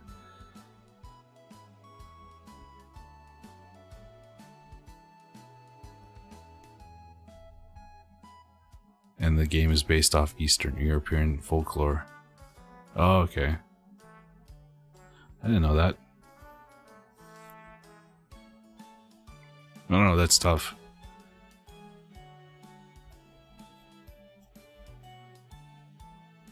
It's tough to choose. I mean, they're both great games, just which one I like better. Doki Doki, we played that 3 days in a row. We streamed it like 3 hours every day.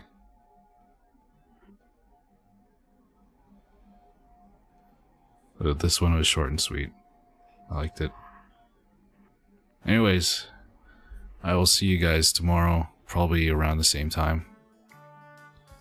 We'll either play Dark Souls or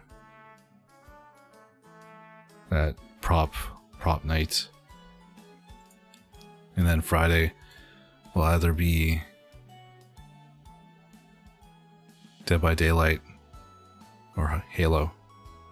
After yesterday's Dead by Daylight stream, I played Halo or Dead by Daylight again off stream for about 5 hours. So I'm getting kind of addicted to it.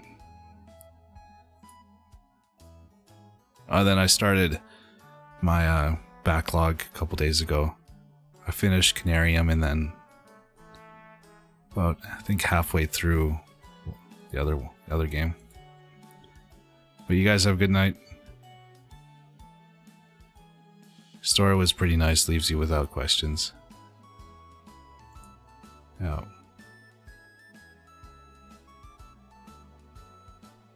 I'll see you guys tomorrow. Goodbye.